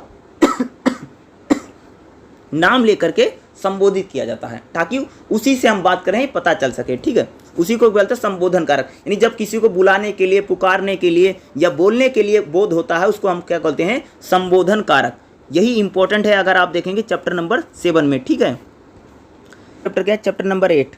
चैप्टर नंबर 8 क्या है, सामाजिक विज्ञान की भाषा इतिहास के, यानी हम थोड़ा यहाँ पर इतिहास की बात करेंगे। तो सबसे पहले अगर आप देखेंगे बर्तनी के नियम, ये इंपॉर्टेंट हो सकता है। बर्तनी, बर्तनी का मतलब यानी जब किसी शब्द को लिखा जाता, बहुत कोशिश करने के बाद हिंदी में कई सारे शब्दों को दोनों रूप प्रचलित हैं और वह सही रूप माने जाते हैं। जैसे हिंदी में कुछ शब्द हैं, जैसे इसलिए लिखा जाता है, अलग अलग प्रकार से लिखा जाएगा। जैसे नए हैं, नए, जैसे अगर मैं बोलूँ जैसे नए हैं और नए, ये दोनों को सही माना जाता है। बर्तनी ए भी सही है, ए भी सही है अगर आप देखेंगे। ठीक है, उसी प्रकार से एक शब्द और मैं लिख करके बताता हूँ। जैसे क्या है, जैसे भर्ती है। ठीक है, जैसे मैंने लिखा भर्ती, ठीक है, या ऐसे भी लिख दोगे भर्ती, तो दोनों को सही माना जाएगा। ए भी भर्ती सही है, ए भी भर्ती सही है। इसी को हम बोलते हैं बर्तनी संबंधी नियम, यानी जब दोनों को सही माना जाता है। जैसे अगर मैं बोलूँ जैसे गर्मी है, ठीक है, अलग अलग प्रकार से, जैसे ठीक है, जैसे इसमें लिख रखा है। जैसे पृथक है, पृथक लिखोगे, जैसे मैंने लिखा पृथक, ठीक है, या मैंने ऐसे लिख दिया पृथक, एक यहाँ पर लगा जाए, तो दोनों को यानी क्या कहीं मानेगा, बर्तनी के क्या जो नियम है। ठीक है, यानी बर्तनी के नियमों को क्या करेंगे, जो पृथक अलग अलग प्रकार से इसमें बोला जा रहा है कि बर्तनी के नियमों को लेकर के। ठीक है, उसी के बाद अगर आप देखेंगे इसमें क्या है, भारतीय स्वतंत्रता संग्राम के विषय का पाठक का चयन, यानी जो हमारा भारतीय स्वतंत्रता संग्राम है उसमें कौन कौन से पाठ हैं। तो भारतीय स्वतंत्रता संग्राम में क्या है, राष्ट्रीय जागरण है। भाई भारत की आज़ादी की जो लड़ाई चल रही थी उसमें कह सकती है कि हमारे देश को जगाएगा ना। जैसे राजा राम मोहन राय हैं या बहुत सारे लोगों ने क्या देश को जगाने का काम किया ना, संस्कृति सभ्यता को। जो सामाजिक धार्मिक आंदोलन चलता है उसी को हम कहते हैं कि राष्ट्रीय जागरण। उसी के अगर भारतीय स्वतंत्रता संग्राम में अगर आप देखेंगे कांग्रेस की भी स्थापना की जाती है। कांग्रेस भी क्या करती है, लोगों को जगाती है, बताती है कि हमारा देश गुलाम है, चलिए अंग्रेज खिलाफ आपको क्या करना है, लड़ाई करना है। उसी के बाद अगर आप देखेंगे 8.4 में क्या दिया गया है, गांधी जी का आगमन। गांधी जी के आने के बाद यहाँ पर क्या क्या बदलाव है भैया। जब गांधी जी 1915 में, ठीक है, 1915 में जब गांधी जी अफ्रीका से भारत आते हैं तो यहाँ पर क्रांतिकारी देशभक्ति, क्रांतिकारी यानी बहुत सारे लोग गांधी जी उस बात का कहते हैं ना, भाई आपको हम सत्य अहिंसा करना है, इस प्रकार के काम करना। तो क्रांतिकारी देशभक्त भी थे ना, जैसे भगत सिंह है, राजगुरु, सुखदेव हैं, ये क्रांतिकारी देशभक्त थे। गांधी जी के आने के बाद यहाँ पर साइमन कमीशन आया था, सबको पता है। उसी प्रकार से यहाँ पर चुनाव भी करवाए गए थे, कुछ अंतर्राष्ट्रीय घटनाएं भी घटी थी। गांधी जी के द्वारा अगर आप देखेंगे भारत छोड़ो आंदोलन किया गया, या सहयोग आंदोलन, सविनय अवज्ञा आंदोलन, और नेता आजाद हिंद फौज की भी स्थापना नेताजी सुभाष चंद्र बोस ने की थी। और बाद में कह सकते 15 अगस्त 1947 को कह सकती है हमारे देश भारत को क्या के लिए आज़ादी भी मिल गई। ठीक है, उसी प्रकार से अगर आप देखिए जो नेक्स्ट क्वेश्चन है क्या है, बर्तनी के दो रूप। तो अगर बर्तनी मैं थोड़ा सा आपको बता देता हूँ कि बर्तनी क्या हो सकती है, थोड़ी इंपॉर्टेंट हो सकती है बर्तनी के रूपों को लेकर के। तो ध्यान से देखिएगा, अगर इसमें जो बर्तनी की बात की गई है, ठीक है, तो इसमें देखो कह रहे हैं कि शब्द निर्माण को बर्तनी, ठीक है, जैसे इक प्रत्यय, ठीक है, शब्द निर्माणों को लेकर के यहाँ पर बात की गई बर्तनी। तो ऐसे तो बर्तनी बहुत ज़्यादा कभी आई नहीं है, लेकिन एक चीज़ काम करना इसमें ये बर्तनी संबंधी नियम पढ़ लेना। ठीक है, गांधी जी का आगमन वाला जो पार्ट है इसको कर लेना। गांधी जी आने के बाद क्या क्या घटनाएं घटी इसको कर लेना। ठीक है, जो मैंने बताया है ये चैप्टर नंबर 8 में। ठीक है, चैप्टर नंबर 9 सामाजिक विज्ञानों की भाषा, राजनीतिक विज्ञान। तो सबसे पहले आप हम इसमें देखेंगे जो चैप्टर नंबर 9 है। चैप्टर नंबर 9 में अगर आप देखें सबसे पहले पारिभाषिक शब्द क्या होते हैं, पारिभाषिक शब्द। तो पारिभाषिक शब्द देखेंगे तो पारिभाषिक शब्द अंग्रेजी में टेक्निकल शब्द की हिंदी पर्याय है, जो ग्रीक भाषा से टेक्निक से आया। तो परिभाषिक जो किसी की पारिभाषिक शब्द उन्हों के बोलते हैं। जैसे अगर मैं बोलूँगा तो पारिभाषिक शब्द जैसे किसी किसी सेक्टर में अलग अलग पारिभाषिक शब्द हैं। विज्ञान के क्षेत्र में कुछ पारिभाषिक शब्द हैं, जैसे अगर आप देखेंगे अनुक्रिया, कोशिका, जीवमंडल, प्रेरणा, भौतिकी, उत्पादन, आवृत्ति। उसी प्रकार से जो वाणिज्य के क्षेत्र हैं वहाँ पर भी कुछ पारिभाषिक शब्द हैं, जैसे अंकित मूल्य, नौकरशाही, अर्थशास्त्र, परिवेश, ठीक है, बीजक, कुंठा, मनोविज्ञान। उसी प्रकार से जो प्रशासन है वहाँ पर भी कुछ पारिभाषिक शब्द हैं, जैसे अधीक्षक, रिक्तियाँ, कार्यवाही, पात्रता, निदेशालय, हस्तांतरण यानी ट्रांसफ़र जिसे बोलते हैं। ये कुछ परिभाषित अलग अलग डिपार्टमेंट में कुछ, जैसे हमने प्रयोजन मूलक हिंदी की बात की था ना कि अलग अलग डिपार्टमेंट में अलग अलग प्रकार से हिंदी बोली जाए। भाई मेरे जो अलग अलग प्रकार से हिंदी बोली जा रही है उसमें कुछ शब्द है ना, इसीलिए तो प्रयोजन मूलक हिंदी बन गई। तो परिभाषिक शब्द कह सकते हो कि अलग अलग विभागों में जो बोले, यानी अलग अलग क्या करते हैं, परिभाषिक क्या करें। परिभाषिक शब्द का अर्थ है जिसकी सीमाएं बांध दी गई हैं, यानी उसका मतलब उसी विभाग में। जैसे अगर मैं बोलूँ, जैसे बोला जाए ट्रांसफ़र, हस्तांतरण, तो इसकी एक परिभाषा है ना, यानी एक जगह से दूसरे स्थान पर जब आपको क्या किया भेजा जाता है। उसी प्रकार से अगर आप देखेंगे जैसे इसमें कोशिका है, जीवमंडल है, ये विज्ञान में कुछ परिभाषिक शब्दों का क्या करते हैं यूज किया जाता है, यानी ये क्या है हमारे परिभाषिक शब्द हैं। ठीक है, उसी के बाद इसमें देखिएगा जो नेक्स्ट इंपॉर्टेंट है, इसमें थोड़ा सा मैं बता दूं, जैसे विलोम शब्द है। ठीक है, तो विलोम शब्द का मतलब जो उल्टा होता है। जैसे अगर मैं बोलूं विलोम अर्थात विपरीत शब्द को हम क्या बोलते हैं, विलोम, यानी उल्टा शब्द देना। दूसरे शब्द में कहा जाए तो एक दूसरे के विपरीत या उल्टा अर्थ देने वाले को विलोम कहते हैं। अतः विलोम का अर्थ है उल्टा या विरोधी होना। जैसे अगर मैं बोलूं अच्छा, खराब, एकता, अनेकता, अमृत, विष, अधिकार, अनधिकार, इसको विलोम बोलते हैं। उसी के बाद संधि है। संधि में अगर आप देखें संधि कौन कौन सी, तो संधि 3 प्रकार की संधियाँ। स्वर संधि, स्वर संधि किसे बोलते हैं, 2 स्वरों के मेल में जो परिवर्तन आता है, नहीं जब 2 स्वर आपस में मिलते हैं और 2 स्वरों के मिलने से जो विकार आता है उसको हम क्या बोलते हैं, स्वर संधि। ठीक है, व्यंजन संधि, व्यंजन या स्वर के मेल में जो, यानी जब एक व्यंजन है एक स्वर है, जब स्वर आपस में मिलेंगे उसमें कोई विकार आएगा, वो कह सकते हैं स्वर संधि है। व्यंजन संधि उसे बोलते हैं जब एक व्यंजन एक स्वर है उनके मिलने पर जो विकार आता है या जो बदलाव आता है उसको कहते हैं व्यंजन संधि। ठीक है, उसके बाद है विसर्ग संधि। तो विसर्ग संधि आप कह सकती हैं कि विसर्ग संधि में स्वर या व्यंजन के मेल से जो विकार आता है यानी उसको विसर्ग संधि बोलते हैं। उसके बाद अगर आप देखेंगे समास क्या है, तो अगर आप समास में देखें, समास में आपको क्या पढ़ना है, जैसे समास जब 2 शब्दों को योग से एक भिन्न शब्द बनता है उसे समास कहते हैं। जैसे प्रतिदिन, एक प्रत्येक दिन, माता पिता, माता और पिता, देशभक्ति, देश की भक्ति। अव्ययभाव समास जैसे आजीवन, जीवन तक, जैसे बोलते हैं आपको आजीवन कारावास की सजा सुनाई जाती है यानी पूरे लाइफ टाइम। प्रतिदिन यानी एक दिन। तत्पुरुष समास जैसे स्वर्ग प्राप्त, स्वर्ग को प्राप्त होना। दीनानाथ, दीनों के नाथ। कर्मधारय समास चंद्रमुख यानी चंद्रमा के समान जिसका मुख हो उसको चंद्रमुख बोला जाता है। पीतांबर जिसका पीला है अंबर उसको पीतांबर बोला जाता है। दुग्ध समास नवग्रह यानी नौ लोगों, 9 का ग्रह। त्रिलोक यानी तीनों लोकों का स्वामी त्रिलोक बोलते हैं। द्वंद्व समास जैसे पाप पुण्य, पाप और पुण्य, ऊंच नीच, ऊंच और नीच। बहुब्रीक समास जैसे नीलकंठ, नीला है जिसका कंठ यानी भगवान शंकर शिव। पीतांबर पीले हैं जिसके अंबर यानी विष्णु। पंचवटी, 5 वटी जिसमें एक जगह का नाम है। तो ये क्या है, समास थोड़ा इंपॉर्टेंट हो सकता है, इसको जरूर करके आप लोग जाइएगा। ठीक है, उसके बाद अगर आप देखेंगे जो हमारा 9.3 है भारतीय लोकतंत्र पाठन का। भारतीय लोकतंत्र में अगर आप देखेंगे तो हमारे यानी जो भारतीय लोकतंत्र है, इंडियन जो डेमोक्रेसी है लोकतंत्र में, तो भारतीय लोकतंत्र क्या है, भारतीय लोकतंत्र में अगर देखोगे तो हमारे लोकतंत्र में क्या है भाई, सबको राजनीतिक समानता है, सबको वोट डालने की, चुनाव लड़ने की, चुनाव जीतने की, सरकार बनाने की, क्या है, सबको राजनीतिक स्वतंत्रता है ना भाई। महिला हो, पुरुष हो, किसी के साथ किसी प्रकार का भेदभाव नहीं किया जाता हमारे देश में ना।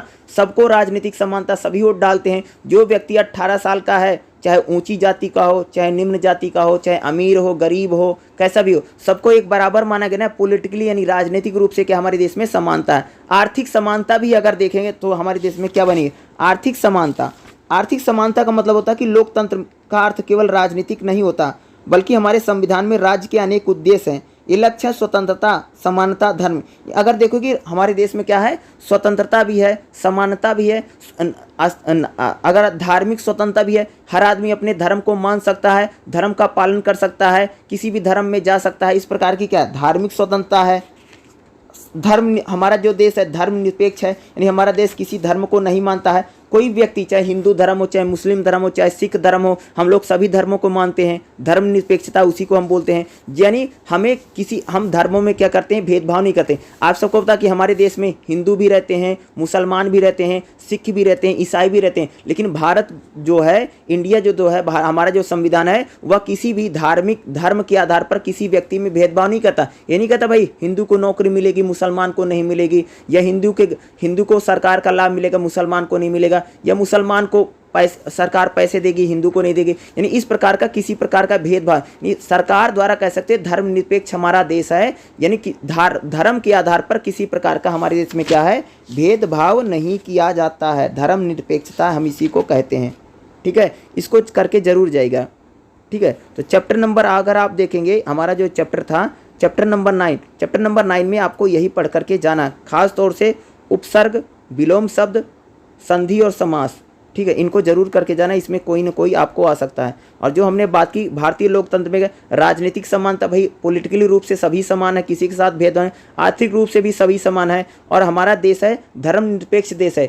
धर्म के आधार पर किसी के साथ क्या करता है, भेदभाव नहीं किया जाता हमारे देश में। चाहे कोई हिंदू होगा, मुसलमान होगा, सिख होगा, जैन होगा, पारसी होगा, धर्म के आधार पर किसी के साथ भैया सबको नौकरी मिलेगी, सबको पढ़ना होगा, ये सभी क्या है, धर्म के आधार पर हमारे देश में सभी बराबर हैं, और सभी व्यक्ति अपने धर्मों को मान सकते हैं, उसका प्रचार प्रसार कर सकते हैं। इसकी भी हम उनको क्या है, स्वतंत्रता दी गई है। ठीक है, देखिएगा क्या चैप्टर नंबर 10, चैप्टर नंबर 10 क्या है, मानविकी की भाषा, ललित कला। तो सबसे पहले इसमें देखिएगा वाक्य रचना। वाक्य रचना में सबसे पहले हम बात करेंगे विशेषण, इंपॉर्टेंट हो सकता है। विशेषण क्या, विशेषण का मतलब होता है कि संज्ञा और सर्वनाम की विशेषता बताने, जो संज्ञा और सर्वनाम की विशेषता बताता है उसको विशेषण कहते हैं। क्या कह सकते हैं कि संज्ञा और सर्वनाम, जैसे संज्ञा में बोल दिया राधा पुस्तक पढ़ती है, तो क्या है, पुस्तक क्या करिए भाई बता रही कि ना, विशेषता वही कि पढ़ती है, पढ़ती क्या, बता रही, पढ़ रही, विशेषता ये होगी। ठीक है, जैसे गाय दूध देती है, तो इसमें क्या हो गई, इसमें दूध जो बता रही उसकी विशेषता कि भाई वो दूध देती है। ठीक है, दो छात्र उपस्थित हैं, दो मतलब गिनती बता रहा कि दो हैं, टू हैं। ठीक है, उसी जैसे गुण यानी गुणवाचक विशेषण होता है, जैसे किसी का गुण बताते हैं। गुण में जैसे कोई बता रहा है कि मोहन सुंदर बालक है, तो यानी मोहन की जो सुंदर है बता रहा है कि भैया जो मोहन बहुत सुंदर है, इस मोहन का गुण बताता है कि उसका गुण क्या है, सुंदरता है। ठीक है, जैसे राम परिश्रमी है, राम मेहनत करता है, तो मेहनत क्या बताए कि राम बहुत परिश्रमी है, मेहनत करता है, उसी के आधार पर। जैसे राधा बहुत सुंदर है, तो भाई राधा की सुंदरता बता रहे हैं। या बता रहे हैं कि जैसे रंग, कई बार रंग बताते हैं, यानी गुणवाचक विशेषण क्या होता है, जो किसी की गुण बताते हैं, रंग बताते हैं, काल बताते हैं, स्थान बताते हैं, स्वाद बताते हैं। जैसे बोलते हैं मीठा, जैसे बोलेंगे कि ये बहुत मीठा है, जैसे आम बहुत मीठे हैं, यानी आम की विशेषता क्या बता रहे हैं कि भाई वो बहुत मीठा है। ठीक है, जैसे अंगूर खट्टे हैं, तो खट्टा क्या बता रहा है कि जो अंगूर है उसकी खट्टा है, उसको बता रहा है, यानी जो शब्द है उसकी विशेषता बता रहे हैं ना। तो विशेषण का मतलब होता है कि विशेषण क्या होते हैं कि जो संज्ञा और सर्वनाम की जो विशेषता बताते हैं उसको विशेषण कहते हैं। पहला 3 प्रकार का विशेषण है, 4 है। ठीक है, देखो गुणवाचक विशेषण जो गुण बताते हैं, उसी के आधार पर परिणामवाचक विशेषण है, जिसमें परिणाम है पहलवान रोज 4 किलो दूध पीता है, यानी इसमें रिजल्ट निकल गया 4 किलो, यानी बता रहा है। उसी के आधार पर वह बाद में कुछ भी खा सकता है, वह बाद में कुछ घी भी खाता है, यानी जैसे हमारा खाना खाने के बाद उसको बोलें।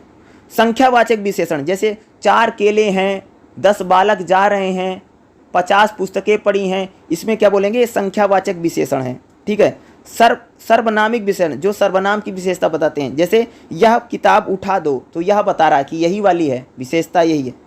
थोड़े बच्चे दिखाई दे रहे हैं, थोड़ा क्या विशेषता बता रही है। ठीक है, इसको सर्वनामिक विशेषण कहते हैं। ठीक है, गुणवाचक विशेषण, परिणामवाचक विशेषण, संख्यावाचक विशेषण, सर्वनामवाचक विशेषण इसको बोलते हैं। ठीक है, उसके बाद अगर आप देखेंगे तो क्या किया गया है 10.3, भारत में कौन कौन सी कलाएं हैं, ललित कला। ठीक है, तो सबसे पहले देखिएगा ललित कला क्या होती है। हमारे जीवन में एक महत्वपूर्ण अंग है, हमारा घर है, हमारा एक छोटा सा संसार है, यहाँ पर हम पालते हैं और बड़े होते हैं, हमारे सुख चैन दुख सभी यहीं पर होते हैं। उसी प्रकार से अगर आप देखेंगे तो यहाँ पर कई सारी कलाएं होती हैं। स्थापत्य कला का मतलब हो कि जो भवन बने हैं, जो मंदिर बने हैं, ठीक है, जैसे कह सकते ताजमहल है, कुतुब मीनार है, या कह सकते हैं गिरजाघर है, या जो बड़े बड़े लाल किला है, ये क्या है, स्थापत्य कला है। तो स्थापत्य कला जो होती है, जैसे मंदिर है, भवन है, दो शैली में, एक तो द्रविड़ शैली में बनते हैं। जो द्रविड़ शैली क्या है, दक्षिण भारत की शैली क्या है, जो भी चीज़ें बनाएगी, जैसे द्रविड़, जैसे गुम्मद बनाया जाता है मंदिरों के ऊपर या मस्जिद के ऊपर, गुम्मद या बनते हैं, या गुम्मद या मेहराब बनती है, इसको हम क्या बोलते हैं, स्थापत्य कला। जैसे बड़े बड़े मंदिर बने, उनकी निर्माण जो कैसे, भाई दरवाजा कैसे लगा है, या आगे जो छज्जे हैं उसको कैसे लगे, उसको क्या बोलते हैं, स्थापत्य कला। मूर्ति कला में अगर आप देखेंगे जो मूर्तियां बनाई जाती हैं, तो मूर्ति कला तो भारत में बहुत पहले से रही है। जैसे अगर आप देखें सिंधु घाटी सभ्यता में भी मूर्ति कला रही, गुप्त काल है, मौर्य काल है, वहाँ भी अगर आप देखेंगे तो मूर्ति कला रही है। चित्रकला कई प्रकार की होती है। अगर आप देखेंगे जैसे अजंता अलोरा की जो गुफाएं हैं वहाँ पर भी चित्रकला बनी है। गुजरात शैली की चित्रकला होती है, गुजरात की शैली की जो चित्रकला है, राजपूत चित्रकला है, ठीक है। उसी के आधार पर देखेंगे संगीत कला में अगर आप भारतीय संगीत का एक व्यवस्थित शास्त्र है, जिसमें संगीत में सात सुर होते हैं ना, सा रे गा मा, जो सात होते हैं, उसी प्रकार से इस संगीत एक प्रकार की क्या है, कला। काव्य यानी जो कविताएं होती, भाई बहुत सारे लोग कविताएं लिखते हैं, कहानियां लिखते हैं, यानी कविता हो, संगीत हो, चित्र हो या स्थापत्य, एक प्रकार की क्या है, आर्ट है, यानी कलाएं हैं, ठीक है। इसको जरूर कर लीजिएगा, ओके। नंबर 11 क्या है, विज्ञान और सूचना प्रौद्योगिकी की भाषा और पारिभाषिक शब्द। तो इसमें जैसे विज्ञान की भाषा की अगर हम बात करें, विज्ञान की भाषा कैसी होती है, तो अगर आप विज्ञान में देखेंगे तो जैसे विज्ञान में कैसी भाषा है, जैसे आप देखेंगे चट्टान, भूविज्ञान, इस प्रकार की भाषाएं। साइंस की जो भाषा होती है ना, जैसे नाइट्रोजन है, फास्फोरस है, हीलियम है, जो साइंस में भाषाएं प्रयोग की जाती हैं ना, जैसे अलग अलग प्रकार की उसमें क्या होती है, भाषा होती है। विज्ञान की भाषा एक अलग प्रकार की भाषा, साइंस की जो भाषा विज्ञान में, जैसे नाइट्रोजन है, फास्फोरस है, हीलियम है, कार्बन डाइऑक्साइड है, ठीक है, CHO जो होती है, ये सारी क्या है, विज्ञान की भाषा होती है। जैसे विज्ञान की भाषा में जैसे खनिज है, ऊर्जा है, नगरीकरण है, वायुमंडल है, अपशिष्ट है, जो कचरा होता है उसको अपशिष्ट बोलते हैं, ये विज्ञान की भाषा है। विज्ञान की भाषा को समझना क्या कठिन है, नहीं कह सकते हो कि कठिन शब्दों को समझना है, यानी विज्ञान में क्या जो कठिन शब्द उनको समझते हैं। अपरिचित शब्द विज्ञान में बहुत ज़्यादा हैं, जैसे प्रकाश यानी लाइट है, फोटो यानी छोटा कहना, उसमें बोलते हैं, ठीक है। विज्ञान की एक अलग प्रकार से साइंस जो होता है उसकी क्या होती है, अलग प्रकार से एक भाषा चलती है, यानी क्या कहते हैं जिसको विज्ञान की भाषा। उसी प्रकार से जो टेक्नोलॉजी होती है, यानी सामान्य शब्द होते हैं और तकनीकी शब्द होते हैं। सामान्य शब्द का मतलब जैसे नॉर्मल शब्द हैं, तकनीकी शब्द में जैसे कह सकते हैं निदेशक है, निदेशालय है, उपनिदेशालय है, ये टेक्निकल शब्द होते हैं जो किसी तकनीकी में, जैसे अगर मैं तकनीकी शब्द बोलूँ, जैसे नेट बैंकिंग है, बिटकॉइन है, ई-वॉलेट है, कैशलेस है, इंटेलिजेंस है, ये हमारे क्या हैं, तकनीकी शब्द हैं, यानी टेक्निकल वर्ड हैं कोई न कोई। और सामान्य शब्द जो आम भाषा में हम लोग बोलते हैं उनको क्या बोलते हैं, सामान्य शब्द और तकनीकी शब्द। अगर आप देखेंगे विज्ञान और तकनीकी में शब्दों की विशेषताएं होती हैं, नहीं विज्ञान और तकनीकी में वो देखो वहाँ पर शब्द की बहुत ज़्यादा विशेषता, वो अलग प्रकार की विशेषता बताते हैं। उसी प्रकार से अगर आप देखें इसमें जो है सूचना प्रौद्योगिकी संबंधित कुछ परिभाषित शब्द, यानी जो ITC है, सूचना प्रौद्योगिकी जो है उसमें अलग प्रकार से हिंदी बोली जा रही है, अलग प्रकार से शब्द हैं। जैसे नेट बैंकिंग कागज़ रहित बैंकिंग है, यानी भाई ऐसा बैंक है जिसमें कागज़ नहीं होता, ठीक है, जिसको नेट बैंकिंग बोलते हैं, अलग प्रकार से जो नेट बैंकिंग चलती है, ठीक है। उसी प्रकार से अगर आप देखेंगे बिटकॉइन है, ई-वॉलेट है, कैशलेस है, अर्थव्यवस्था होती है, इसको क्या बोलेंगे, सूचना प्रौद्योगिकी से संबंधित जो विज्ञान के शब्द हैं, ठीक है। सूचना प्रौद्योगिकी से संबंधित कुछ परिभाषिक शब्द होते हैं, जैसे सूचना, जैसे मैं बोलूँगा कैशलेस होगा हमारा देश, एक परिभाषिक शब्द है, यानी क्या होगा, कैशलेस होगा, यानी यहाँ पर नोट नहीं होंगे बल्कि कैशलेस इकोनॉमी होनी चाहिए, ठीक है। जैसे आर्टिफिशियल इंटेलिजेंस गढ़ेगी दुनिया की नई दुनिया, यानी आर्टिफिशियल यानी जो साइंस और टेक्नोलॉजी बहुत आगे बढ़ेगी, इसको कह सकते हो कि सूचना प्रौद्योगिकी में कुछ परिभाषिक शब्द हैं, जैसे मैंने बोला ना अलग अलग प्रकार के शब्द हैं। तो चैप्टर नंबर 11 में आपको यही करके जाना है, ठीक है। परिभाषिक शब्द किसके, सूचना और प्रौद्योगिकी में, अगर आप कह सकते हैं जैसे इंटरनेट है उसमें बहुत सारा जो गूगल है, या उसमें कह सकते हैं बहुत सारे परिभाषिक शब्दों का यूज किया जाता है कि जैसे अलग अलग प्रकार से सूचना क्रांति जो करती है, ठीक है। चैप्टर नंबर 12 क्या है, ये बहुत इंपॉर्टेंट चैप्टर है, ठीक है। विधि और प्रशासन की भाषा। तो यहाँ पर जो बात की गई, जो हमारी हिंदी भाषा है वो किस प्रकार से हिंदी भाषा को संविधान में जोड़ा गया है। अगर मैं बात करूँ, जो हिंदी भाषा है वो संविधान के आर्टिकल 343 से लेकर के 351 तक हिंदी भाषा को रखा गया। और हिंदी भाषा को क्या किया गया है, राजकीय भाषा, यानी हिंदी हमारी क्या है, राजकीय भाषा। यानी जैसे हमारी सरकार है या कोर्ट कचहरी है, अदालत है, या कोई सरकारी फरमान निकलेगा तो वह हिंदी और इंग्लिश दोनों में होगा। देखो, जब हमारा देश आज़ाद नहीं था तो उस समय अगर देखोगे जितना भी वर्क होता था, जितना भी सरकारी काम होता था, वह अंग्रेजी भाषा और फारसी भाषा में होता था, यानी इंग्लिश में होता था और फारसी में जो मुगलों की भाषा थी, ठीक है। लेकिन जब हमारा देश आज़ाद हुआ तो क्या किया गया, जो हिंदी भाषा है उसको कामकाज की भाषा बनी, यानी जो वर्क होगा, जैसे सुप्रीम कोर्ट कोई आदेश देता है या संसद में कोई बिल पास होता है, पार्लियामेंट में कुछ होता है, तो उसकी क्या है, एक भाषा है, ठीक है। यानी हमारे जो कानून है, कानून की बात करूँ या प्रशासन जो है, ठीक है, उसमें क्या होगी, हिंदी भाषा के शब्दों का बहुत ज़्यादा प्रयोग किया जाता है। तो संविधान में अगर देखोगे तो हिंदी को एक संवैधानिक दर्जा है। आप कह सकते हैं कि संविधान के अनुच्छेद 343 से लेकर के 351 तक हिंदी को संवैधानिक दर्जा मिला, यानी इसको राजकीय भाषा बनाई गई है। उसी प्रकार से अगर आप देखेंगे 12.4 में क्या, संविधान की व्यवस्था के आधार पर, यानी संविधान में देखोगे हिंदी के लिए कई सारे प्रावधान है। राजभाषा आयोग है हिंदी, यानी राजभाषा आयोग की स्थापना की गई है, ठीक है। संसदीय राजभाषा समिति बनी, राष्ट्रपति का अध्यादेश है, ये राष्ट्रपति के अध्यक्ष हो गए। कह सकते हैं कि जो हिंदी है उसमें एक प्रकार से राजभाषा बताई गई है और हिंदी में ही क्या होगा, सारा काम होगा। जब हमारा देश आज़ाद हुआ था ना, शुरू में बात की गई थी, जब हिंदी को राजभाषा बनी, कहा गया था कि 10 साल तक हिंदी अंग्रेजी में दोनों में काम होगा, बाद में हिंदी ही चलेगी। लेकिन अभी भी आप देखेंगे तो इंग्लिश ही ज़्यादा चलती है। तो यानी हिंदी को संवैधानिक दर्जा मिला है और हिंदी भारत की राजभाषा है। यानी सरकार अगर कोई काम करती, सरकार को कोई आदेश अगर देना है तो सरकार हिंदी और इंग्लिश दोनों में, यानी हिंदी को संवैधानिक दर्जा भी प्राप्त हुआ है, ठीक है। उसी आधार पर अगर आप देखेंगे राजभाषा अधिनियम क्या है, ठीक है, तो राजभाषा अगर आप अधिनियम की बात करेंगे, संघ की राजभाषा हिंदी के रूप में, अगर आप देखें भारत की जो राजभाषा है उसको हिंदी बनाया गया है। अगर आप इंडिया की बात करेंगे तो हमारे देश में क्या है, जो देश है, देश में हिंदी जो है उसको एक राजभाषा के रूप में उसको संवैधानिक दर्जा मिला है। कानूनों में भी हिंदी की मान्यता है। जो भी हमारे कानून है, लो है, जो भी कोई अगर कानून पास होता है, सुप्रीम कोर्ट, हाई कोर्ट अगर कोई कानून पास करता है तो उसमें क्या करेगा, वो हिंदी में भी उस, जैसे कोई सुप्रीम कोर्ट ने कोई जजमेंट सुनाया है, कोई फैसला सुनाया है, तो हिंदी और इंग्लिश वो दोनों में होगा, ठीक है। वार्षिक कार्यक्रम, सरकार का अगर कोई कार्यक्रम होता है, सरकार कोई वार्षिक रिपोर्ट पेश करती है तो हिंदी और इंग्लिश वह दोनों में इसको किया जाएगा, ठीक है। उसी के आधार पे अगर आप देखेंगे तो 12.7 में क्या देखा गया है कि भाषा, राष्ट्रभाषा कहती है, यानी पूरे देश में जो भाषा बोली जाती है उसको हम राष्ट्रभाषा बोलते हैं। जैसे भारत में अगर देखोगे तो हिंदी राष्ट्रभाषा नहीं है, बल्कि हिंदी क्या, एक राज्य कह सकते कामकाज की भाषा है, ठीक है। किसी भाषा है, कामकाज की भाषा हिंदी है। संपर्क भाषा का मतलब होता है कि जो व्यक्ति एक दूसरे से हम क्या करते हैं, संपर्क भाषा क्या है, जब हम एक दूसरे से कनेक्ट होते हैं।